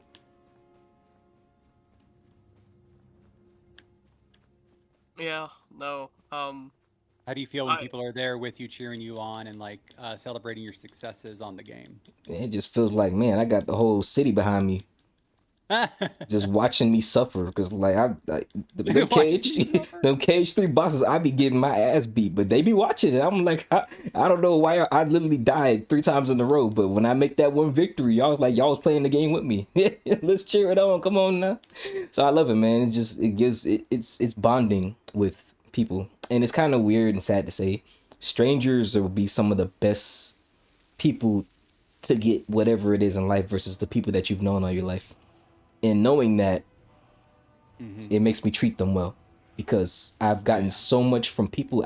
I've never, anybody listening, I haven't met any of these folks in real life yet, and we have such a great relationship. None of these folks I've met in real life, and I have great relationships with them.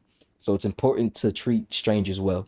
Strangers will be the reason you have money in your pocket, that you'll have more experiences, that you'll have everything you need. Kindness costs nothing. Just gonna put that out there. Absolutely nothing. It's free.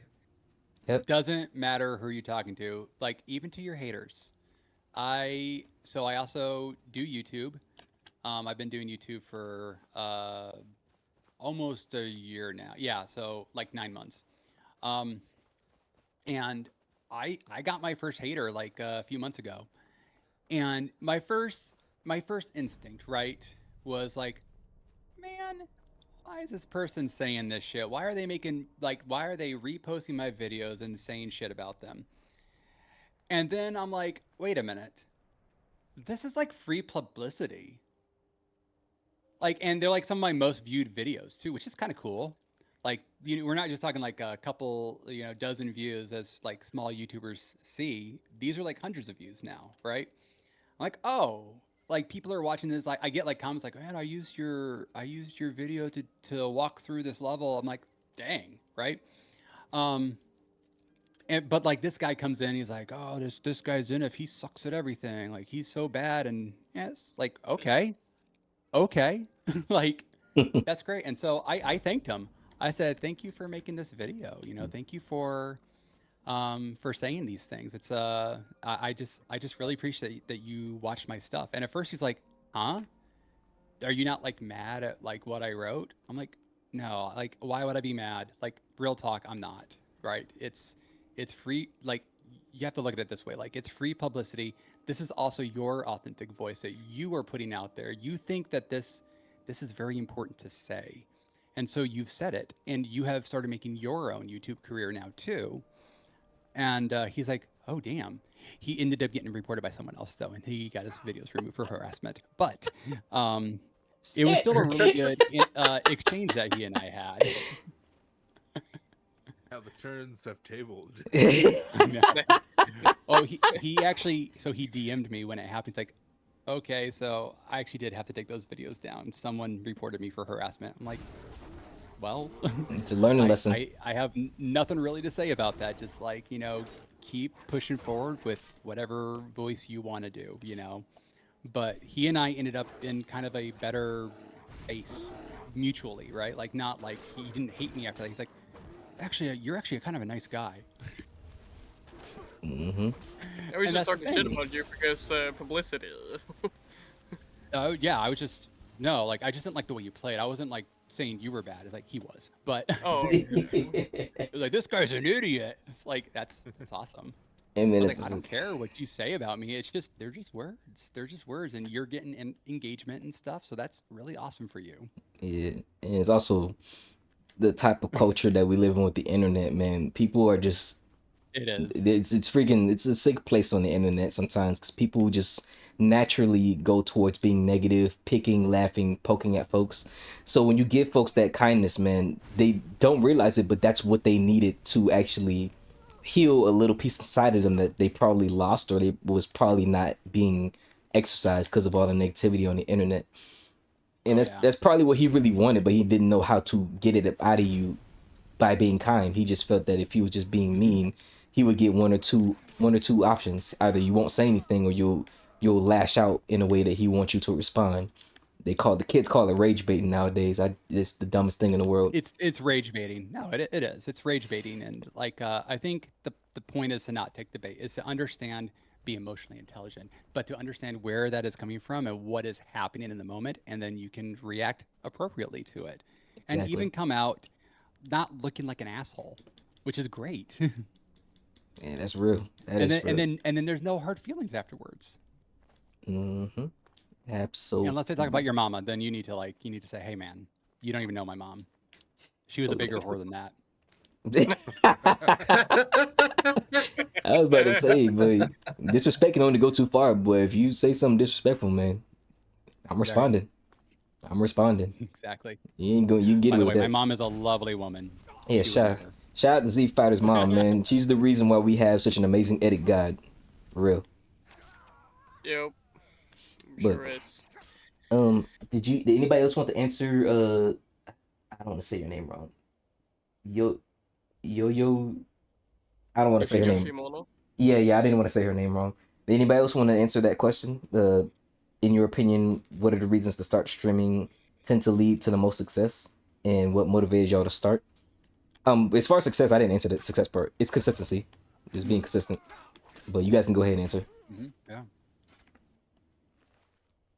I've been talking a Um, lot, so someone else needs to take this up. Alex? Oh, my biggest motivation is just that I love people, and if I can do anything with being kind enough to just make one person's day or make one person smile, then that's a successful job for me. So my answer is that I just absolutely love people. Yes, I love that. that is success right there. It is. sorry, what was the question for this again? In your You can opinion, find it in the podcast chat, but yeah, go ahead. yeah. Yeah. In your opinion, Uh, what are the reasons to start streaming that tend to lead to the most success, and what motivated you to start? uh, uh, well, I mean, I kinda just like every time I have ever streamed in the past, it's for my friends. Like, hey, let's hop on a Discord call. It's like, yeah, you know what? I'm gonna play this game. Go ahead and watch me stream. But once every blue moon.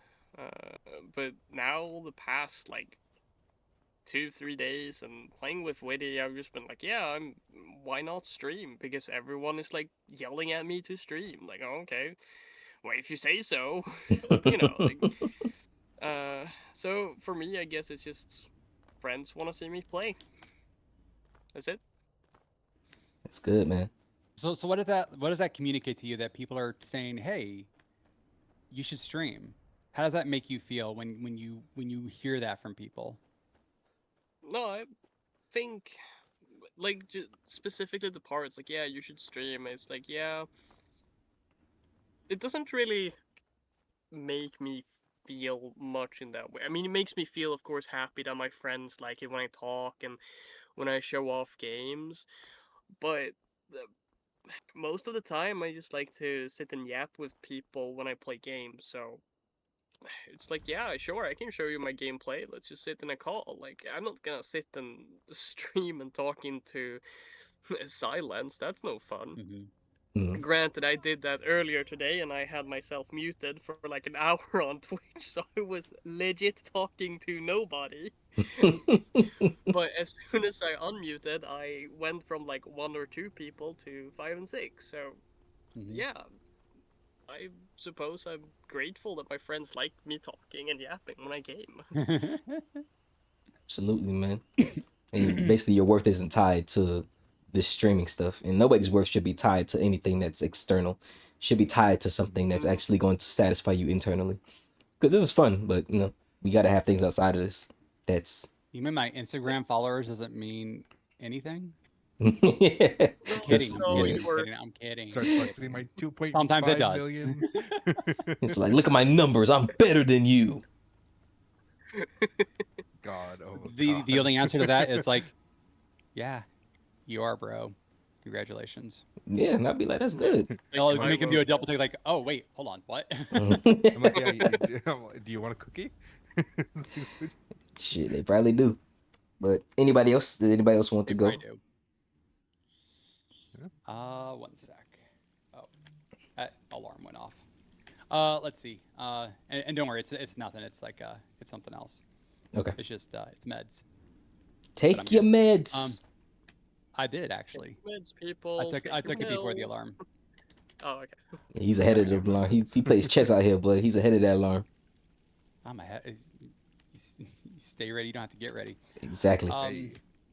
To answer the question, let's see. Who else hasn't talked? So have we heard from Pyro on this one yet? Nope. No, I haven't. But if you want to say something, go ahead. I've always got something to say. That's why I'm like, someone else has got to talk. It's just pushing that one for you. Talk, go. and no, so if you don't, I'm not gonna like, No, you're good. Anything, that's fine, man. No, I got started because my friend talks, and he was streaming, and I was like, I kind of want to do it. I've been thinking about it for like a long time. And like the first game we streamed together was Stranded Deep, which is a fantastic game, and I hear they're making a second one, and I'm excited for it. Yeah, no, sometimes it's just a little nudge. So it's like even thinking about it. Someone says, "Oh yeah, you should stream." It's like, okay, sure, maybe. And then when you finally bite the bullet, it can be very rewarding, especially when you find a group of people such as these fine folks right here, that are like chat or just let you know that you're doing a good job. It's fantastic. I was gonna say something else and I completely forgot what it was, but yeah. It'll come back to you. Oh, yeah, I totally agree that it can be so rewarding. Like, I've been getting these Twitch summaries, and usually it's like, oh yeah, whatever. I had like 1-2 people who were sitting in call with me when I was streaming. Now it's like, yeah, you had like 9 people popping in at some point. And I'm like, yeah, that actually feels good, Like, yeah, I'm presenting myself in a good way, like, yeah. Hell yeah. Sure. No, that's yeah. Hell. That's it. Hell yeah.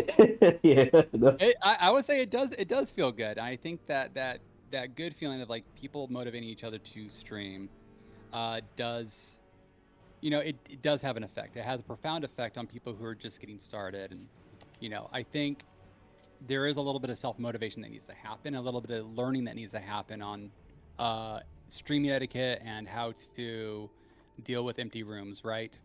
But once you get over that hurdle, right, and that is a hurdle, you have to learn that, then it becomes so much better and so much easier to start your stream up. Realize, hey, if people show up, cool. If not, also cool. Because if you build it, they will come. That means you have to build it, though. Yep. I started off, Maalik knows this, I started off doing editing streams because I do editing for a project called One Pace. And so I was showing off some of the cool stuff that we were doing with that project. And I made my own Twitch account and stuff for it. And I was getting pretty consistently people coming in every day, every time I streamed. But that was for another server. That was for a server with like quarter million people who were, or like quite a few people who were active in the server, I would say. It's like if you go live on something like that, and there's like thousands of people who see that you go live, and even like 50 of them tune in, you're going to get a pretty good audience right away. So you're going to learn how to stream very quickly. And even then, like my first stream, and Maalik, he mentioned this with his own first stream. It was like bare bones. I was still like putting stuff together, like, okay, how do I use OBS? It was super silly, but they wanted to see the content that we did out there. And this was like ad-free stuff. This was, we're not gonna turn on affiliate for any of this. So we did that for a bit. And then at some point, I'm just, something happened. I'm not gonna get too far into it, but I made the decision that we could not stream my editing on there anymore. Like we were going to put that aside for that channel. I'm like, well, what do I do with my channel now, right? Do I turn it into a gaming channel? Because I do like the game. Like, okay, well, I can turn it into a gaming channel. I can actually turn on affiliate since I am eligible for it, but I will not advertise to the people I was advertising before. I'm going to start fresh, right? More or less. And it was like almost, I would say, 3 or 4 months later, after I did my final editing stream, that I went back on and started streaming again. I don't know, how long was it, Maalik? How long was it since you last saw me go live? Yeah, it was around that time, about like Yeah. 2-3 months. Yeah, so I came back. I was mainly just making gaming stuff for YouTube, and I'm like, oh, I could also go on Twitch and make gaming content there, and also put it on YouTube. So like, I'm like, I can do both. Do both at the same time, like 2 birds, 1 stone sort of situation. And so that's when I started doing that. And it's funny because you'd think like, oh yeah, if you have a YouTube following, wouldn't they follow you over to Twitch? That is not true, because those are YouTube viewers. YouTube viewers are not Twitch viewers. They don't care what you do on Twitch. You still have to build from scratch on Twitch. Yep. Right? This whole idea of like, oh, have multiple platforms and you're going to have crossovers from each. Like, I think only one person from YouTube came over. We ended up actually banning him. That is a totally fair and valid option that you should not be afraid to do sometimes. Always. Yeah. Always. Yeah, banning people is very important. But yeah, that's how I got started. And the thing that kind of kept me motivated was my very first stream with a game was Silksong. I'm like, okay, I got this new game. I can start streaming it. And Maalik was there in my very first stream. And he was super chill and cool, and I got to know him from there. And then he was in subsequent streams too. I'm like, okay, I can keep doing this, sure. And I did, and then more and more people, and he introduced me to the community, and so that's how I ended up here. Was really, I got my start with the Witty community, with Witty and with Lonesome Maalik. Yep. Because life is about people. Truly is. Cool, man. I likes that. Pyro, did you say your stuff was stream or no? Yep. Okay, you said it. All right, cool. I want to make sure I got everybody. All right, this is our last question for the Z stream. So we're getting close to our 2-hour mark. Cheating in relationships. Are there any reasons as to why and how it can become acceptable? I will go last. I'd like to start. Not because I necessarily have a lot to say, but the definition of cheating in a relationship can, of course, be different for everyone. But I think it's important to have a line where cheating is when you're doing something you were not allowed to do. Like if there's no agreement upon it, or if there's an agreement to do not that thing. Because I know a lot of people can see other things, even though it wouldn't be cheating because it's allowed, as cheating. But yeah, with that said, I'm willing to let the floor go. Hear someone else's thoughts. Mm-hmm. Excuse me. Should I just get my thing out of the way on this one? Hell yeah, fire away, dog. All right. There are different forms of cheating, just like our elf friend over here says. There is obviously the adulterous cheating if you are in a marriage and you're committing adultery. If you're in a committed relationship, boyfriend girlfriend, you can also cheat by seeing another person. If it's a monogamous relationship, right? If but there's also emotional cheating, and I think all of that, while it's wrong, emotional cheating happens subconsciously sometimes.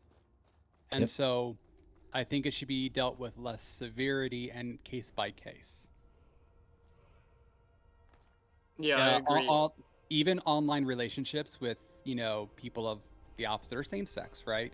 That can take priority over your real relationship or your real committed relationship. That is problematic. Now, the question is it wrong? That depends, right? Like, what are you doing with that relationship? How are you committed to them in a like attraction sort of way, right?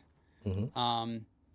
Are you choosing that thing over your partner, vice versa? Like, there are all these questions, and then even with right a sexual relationship where you know go and cheat on your partner and have sex with someone else, what's the situation? Is your partner, say, in jail and never coming back out? I think you can safely say that's probably okay. Maybe it depends, right? uh Yeah. so just like and and I think it comes back to accountability. If you are developing feelings for something or someone other than your partner that is going to take priority over them, or is starting to, you need to start recognizing that and speak up about it. Now, Mago and I, we have this spoken agreement, like a handshake agreement, that if this happens to either of us, we say something and it's like, hey, this is happening. What do we do about it? Mm-hmm. And the reason people don't say anything about it, right, is because they're afraid, oh man, it's going to my partner's opinion of me is going to go down or lower, right? Or we're going to start growing apart uh, because I started developing feelings for something else. Not necessarily, right? If you're already in a strong relationship that has a strong foundation, right, and you are emotionally mature and intelligent enough to actually bring this shit up, then then you can work through it. And both people have to want to make that relationship that you're still in work. If you are developing feelings for someone and you're like, I don't know if I can still be in this relationship because I'm liking this other one so much better, you still need to be upfront with that, because that way it doesn't come as a shock to the other person when they find out like it's some secret, right? Mm-hmm. Then you can start separating more naturally. You can start being like, okay, well, here's what we need to do. You can start talking through it. And it doesn't mean that it's not going to hurt. It doesn't mean that there's not going to be tears, right? It doesn't mean that it won't split families. It just means that, now I've gone on a whole thing about this, but like, yeah, it doesn't mean it's wrong that you were cheating, right? You you you went about it in a more healthy way that helped the old relationship uh, die down more naturally, rather than suddenly and disruptively. Mm-hmm. I hope that makes sense. Yeah, for me at least, totally. Yeah. So it's a yes to like a very topical basic overview of that question, but it's also a no, because sometimes cheating happens, right? Before you even expect it to. Like you're let's say, and it doesn't have to start off sexually. It can be like you're noticing that like at work, you and another coworker, you're starting to like, you really get along, you're starting to vibe, and then you end up going to lunches together, right? Start recognizing that in yourself, that, oh my God, I might be developing feelings for this person. You need to be able to bring that up to your current partner. It's like, hey, these lunches, I don't think they're innocent. I don't think they're not work related. We're just hanging out. they're of the opposite sex or not, right? And I am developing more than friendship feelings for them. Then your partner, how they react to that, because you were the emotionally responsible one to bring this up, right? Before you acted on it in a way that is like irreparable, right? Then they'd be like, cool, they can fly off the handle. It's still not a big deal, but they'll feel like it is. And that's their choice, right? But I think that you have still done it correctly to have brought it up and be like, hey, I feel like this is going down a path and I need to tell you about this path. Right. Yeah. That having to bring up emotional differences. Like I've had those kinds of thing happen because, well, as a lot of people know, I'm a very open polyamorous person, and I have dated a lot of people at the same time sometimes, and sometimes it's lesser. But the journey to become polyamorous, my god, was that rough, because you step on the thinnest of spider silk, especially when like when you are with someone and you're like, well, shit, this is not working this way. I would like to change it, and the person agrees because they don't want to leave and you don't want to leave either. And you step on this spider silk of like, Mm-hmm. here's what I'm doing, and here's what, like, this is what we agreed to that I can't do, and here's what I'm doing. And Mm-hmm. for me, at least, my first time, that person ended up being very toxic and trying to manipulate me, and then also giving me like saying, yeah, no, you absolutely can't be with that person, then I will leave, but then never leaving. And I just, I was stuck in the middle. It was between two vices, or whatever the saying is. And I wouldn't say I was cheating, but from another perspective, maybe I was, because that person didn't agree to it anymore, even though we had established something, and I had then established something else upon those grounds. It's it's very rough sometimes to draw lines between, especially when it comes to emotional cheating, like you mentioned, Zenef. I've, of course, learned a lot, read, watched, listened to certified therapists, and everything. And it's such a complicated topic. I don't think plain cheating is all right. I don't think if I would say to someone, yeah, well, we are exclusive, I'm not gonna go Yeah. do ABC, and then I go and do it, that's just bad. At that point, just why? There's not really any excuse. Right. But it can be way more blurry, and it's also dependent on your communication. Like, if one person doesn't state their boundaries and you're like, okay, is this boundary okay? And then they go, yeah, but in fact it isn't. You can't be to blame for that, according to me at least. Yeah, that's what I had in response.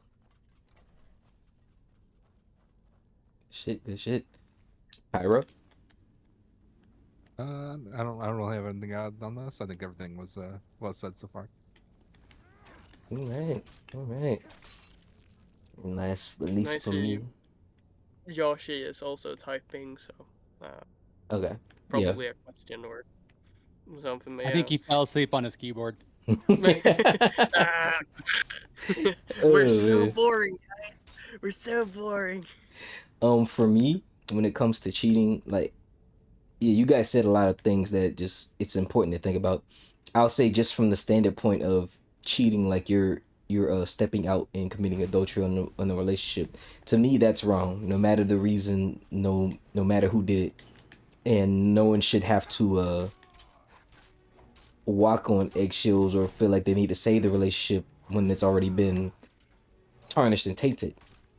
My thing is that if you feel like you have strong feelings for someone that you feel is a lot stronger than the current person you're with, say that person to trouble and just break up with them and go be with that other person. But also realize that the grass isn't always greener on the other side. The grass is greener where you water it. It's not always a better person out there. It's who you're willing to be committed to, because you can bounce around from person to person, but cheating doesn't help anything other than the fact that it's only satisfying whatever need in that current moment that you may have. And for a lot of people, it's either a sexual need, emotional need, or just the need of, oh, I'm having fun with this person. But you're still disrespecting the relationship in that aspect, and that's, to me, isn't something that needs to be done. Don't even waste that person's time if you know you're going to be doing something to that degree. Yeah. Yeah, as far as what you guys said, as far as something starting small as emotionally, it goes back to the communication aspect of it. If there's something that you feel is lacking in the relationship, or you feel like your partner isn't doing, or you're not feeling satisfied, a conversation is always good to have. And if that person isn't willing to, doesn't want to satisfy it, or just hasn't learned how to satisfy it because they don't know, and it's more of just a fact of like, you can learn together what it is you need, so that way that need can be satisfied, rather than trying to find it from somebody else. Or if it's they're not doing it after you've already expressed it and stated it, then it just be like, well, this isn't working out because the needs that I want aren't being satisfied. Certain needs are, but I need this need to be satisfied, so I think it's best for us to go our separate ways. The problem in that is that a lot of people don't say those things. They don't say what their needs are. They just go out and look for that in other people when they cheat, and then expect that it's going to be okay with the other person, or they know that it's not going to be okay with the other person, which is why they do it behind closed doors. And eventually it's going to come out, but they wait until the 11th hour. And a lot of people don't want to feel like they're the bad guy because they play with this person's emotions, essentially. So that's why I say from the get-go, if you know you don't want to be with that person, just leave them. Or if you know if you know you're going to have feelings for someone else, and you're developing feelings for someone else, and you know that in the future it may get stronger because it's already cheating, in the fact that you're doing something with the person in that you should be doing with your partner in a relationship, it's better to just not hurt that person's feelings anymore and just move on from that, and not waste their time anymore. And that's my opinion on cheating. I like that you say that if you recognize it, but you know your current partner can't handle that kind of talk, like hey, like I'm starting to develop feelings, then yeah, you probably do need to break up with them if you feel like the grass is greener on that other side. Yeah. I've had to do that before. Yep. But as I said, Yoshimono put words to what I was trying to say in the beginning, is that well, no, quoting what they said in chat was, well, whether you were Jol or poly on monogamous cheating, cheating implies that you are breaking the established rules, and by that metric is never okay. For the fact that we're talking about violating agreed upon guidelines. And I think that is really well said. Like, if something is agreed upon and you're breaking that, that's cheating, and that's not okay. Yep. Yep. Said a mouthful, man. I agree. Yep. Don't establish Anyone ever rules. have that? Anyone ever have that happen where they have been on the receiving end of a cheating partner? Oh yeah. Yeah. Go ahead. Yeah. Okay. Yeah. There was this my ex that treated my relationship and one of my current partners very badly after we broke up, and we like. I can't say I'm taking the high road, but I'm not shit talking them. But a lot of people in my current circles just very much dislike them.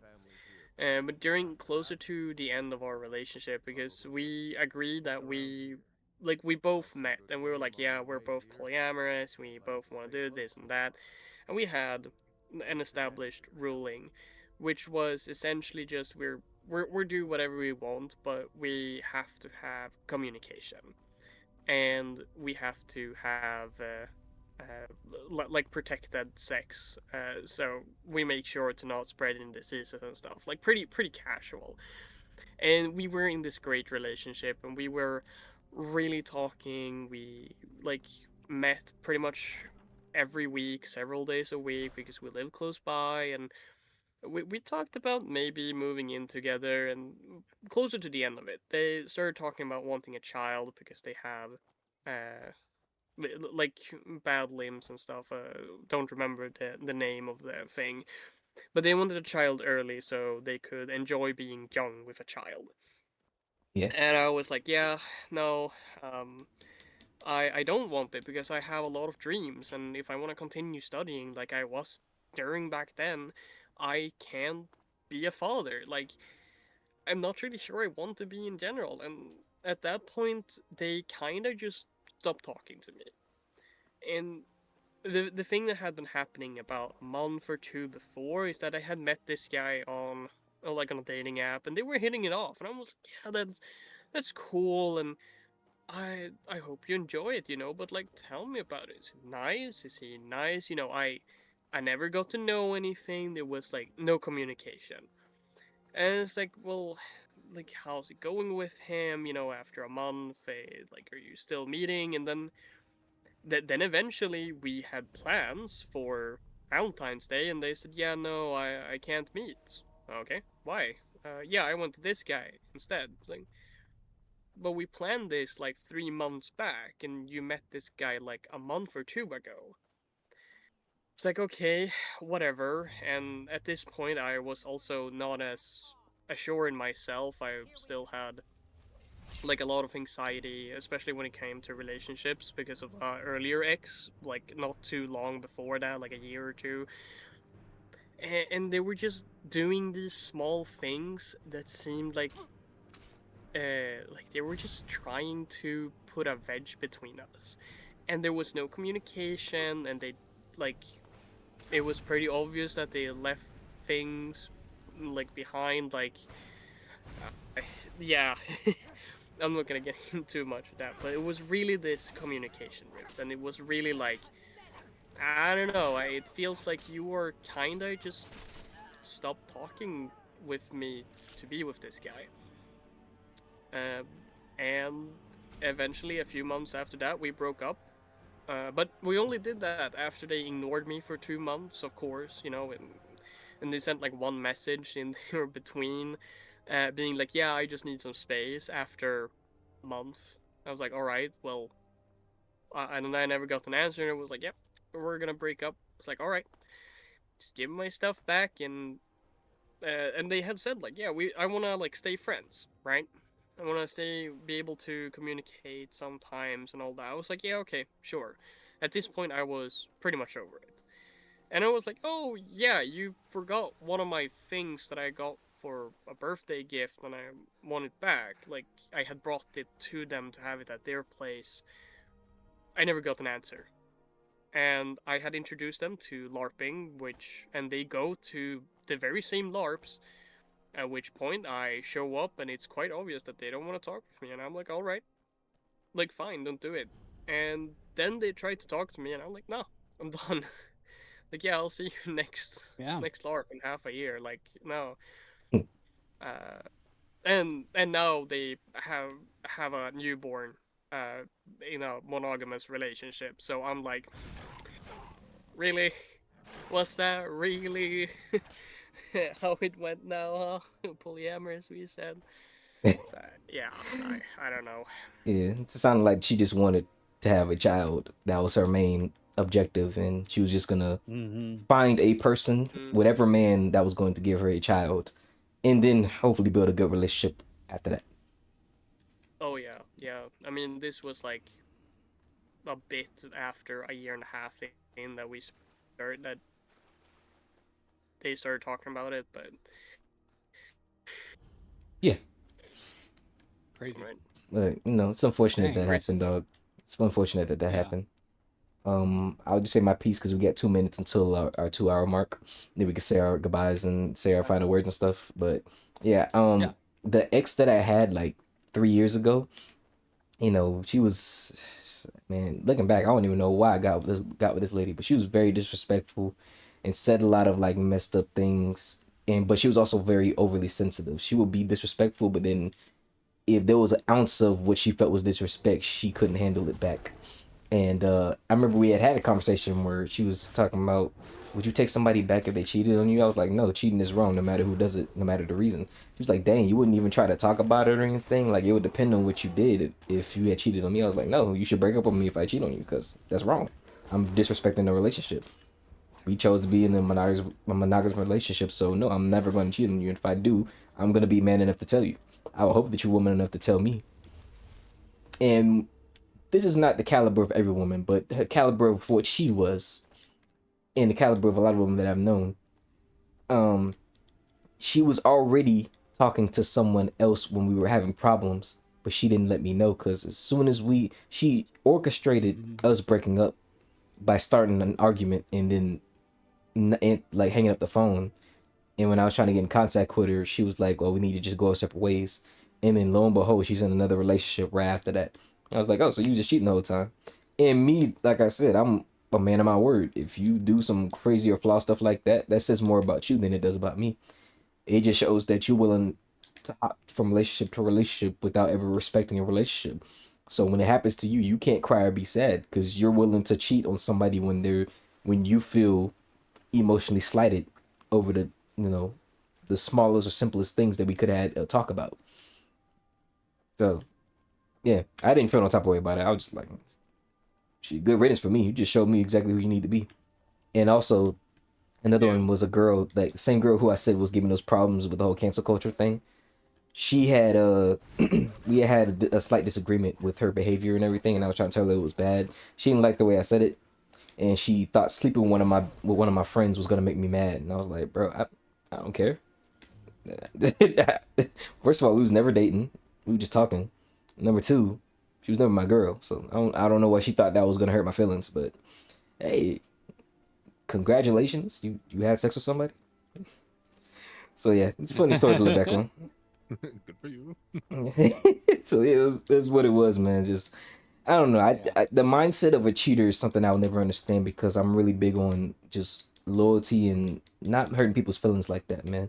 People don't like feeling used or being done wrong with people, especially when they open themselves up, because to have any sort of great relationship, you have to be vulnerable. It hurts when someone is vulnerable and then you violate their vulnerabilities that way. So that's why I think cheating is wrong. But yeah, that's my piece this on never it. Go ahead. Yeah, now this never happened to me. But my brother, he when he was dating his current wife, I guess this is his only wife. When he was dating his wife, Yeah. she was actually still married, and she had separated from her ex and stuff, right? Mm-hmm. But he was also a Marine, and so was she, and so he filed a UCMJ report on them, and he had to go defend himself. He had to go, get a military lawyer and everything to basically swat down the allegations, because there is actually a rule in the military, and it's such an old-fashioned rule, but there is a no adultery rule. So if you're legally married to someone, you cannot go and have a relationship with someone else. Oh my god. And because the divorce was not final, I know, it's so fucking petty, right? This guy was pulling all kinds of shit too. Like, they were about to PCS to Japan, and he kidnapped their son before they could get on the plane to Japan with everybody. Like, all their shit had been moved to Japan already, and the kid. And then, like, during a visit, the dad just says, "Get off my property. You're not getting him. He's on my property right now." They had to get like the police involved and everything. That is but like, terrible. Like the whole no adultery thing, for like, people can abuse shit like that too. Like, especially if they're U.S. military, then they really need to get rid of that freaking article. Yeah, some people cannot take getting rejected, bro. Rejection hurts, but being a man. dumbass hurts even harder. Yeah. Man, A dumbass hurts even harder. it does, because you're not hurting nobody but yourself trying to destroy somebody. Because then everybody's gonna look at you like, I don't want to be around you, because if I get involved with you, you're gonna try to do something to destroy me. no matter if it's socially, verbally, emotionally, socially. It's terrible, man. It's terrible. I'm glad that your brother's doing it right now. That's a terrible thing to go through, for real. All the kids are over 18 now, so like that shit's all in the past. But like, you know, the kids remember that shit, and it just hurts. It Yes, hurts. absolutely. It really hurts the family when you do not support the kid's relationship with the other parent. Exactly. That's man. a whole other bag of worms, though, or can of worms. Yep. Hey, Bag of cats, can of worms. we'll get into that for real. I definitely want to get that. We'll not go into that one right now. Not right now. I'm talking about that'll be another question that we'll have for the next episode. But we are towards our 2 hour mark now. It is time for us to go ahead and close off our time. I had a great time talking with y'all. Witty, if you're still here, we had a great time. I wish you was here with us, but we still made it happen at the end of the day. So I hope you was able to listen in on this wonderful conversation of all these wonderful gentlemen telling their point of view of life, man. Feels good to do that. But I want to thank each and every single one of you all for taking the time out of your day to come and be on this podcast. It means a lot. It means a lot. Thank you to each and every single one of you Hell guys. yeah. You guys are helping this podcast Okay. get much, much better, man. I can't wait until we get to 100 episodes, just like Mego's podcast with her sister. It's going to be amazing to look back and see how many episodes we've done, for real. Yeah, I think it's been great. I'm glad to be able to be a part of it, and finally be able to be a part of it. You've been asking for so long. But yeah, thanks everyone for the very nice conversation. Everyone's been keeping tone, and like it's just been really nice and factual, and I love that. Mm-hmm. I can only tell the truth, man. I can't lie. Yeah. Zenef, Pyro, Well, anything you guys want to say? I mean, Elf, like, I like that you mentioned keeping tone. It starts with being respectful of one another and keeping a good space for these kinds of conversations. And a shout out to Maalik and to Witty for fostering that. yeah, definitely. No problem. No problem. Just glad to be invited once again and had a fun time and conversing with everyone. Hell right. Hell right. Hopefully we'll get some new people on for the following couple months. Just everybody's busy, man. Everybody's all over the world, so the time zones can be conflicting at times. Luckily, the majority of folks I know, they're from Texas, so they're just an hour behind me. Zenef was like 3 hours behind me, so got to figure out these time true. zones for everybody. But Yeah, how dare you be in the incorrect time zone, man? but yes, man, it feels good. It feels good. Thank you all so much. Thank you to Thank you. Thanks. how do you say her name? Yoshinoko? Or his name? I hope I'm not saying Yoshimono. Yoshimono. Yeah, Yoshimono. Thank you to Yoshimono for your questions. Yoshi! Means a lot for you contributing to the podcast. Hopefully we can have you on for the next one. And for everybody here who's listening, thank you once again for supporting it. Your viewership is very important and I appreciate it. We're gonna go ahead and head out. Have a good time. What you guys got planned for the rest of the day? I'll I'm gonna probably read. head on into Raymond. the gaming with friends and stream some Borderlands or chill at least. Maalik has my day planned out, so I'm still hanging with him. Hell yeah, we got D&D, buddy. Let's do it. We got D&D. Hell yeah, I love to see that. I love to Got see that. Especially that D. that. Got that deacon dinner. Hell yeah. But yes, I'm gonna go ahead and head out, guys. Thank you all so much for coming through on the stream. Thank you guys so much for coming through on the podcast. I will see you all on the next episode. We'll see you. Thank you for the invitation once again. Thank you. We'll see you then. Bye. Peace out. Peace out, guys.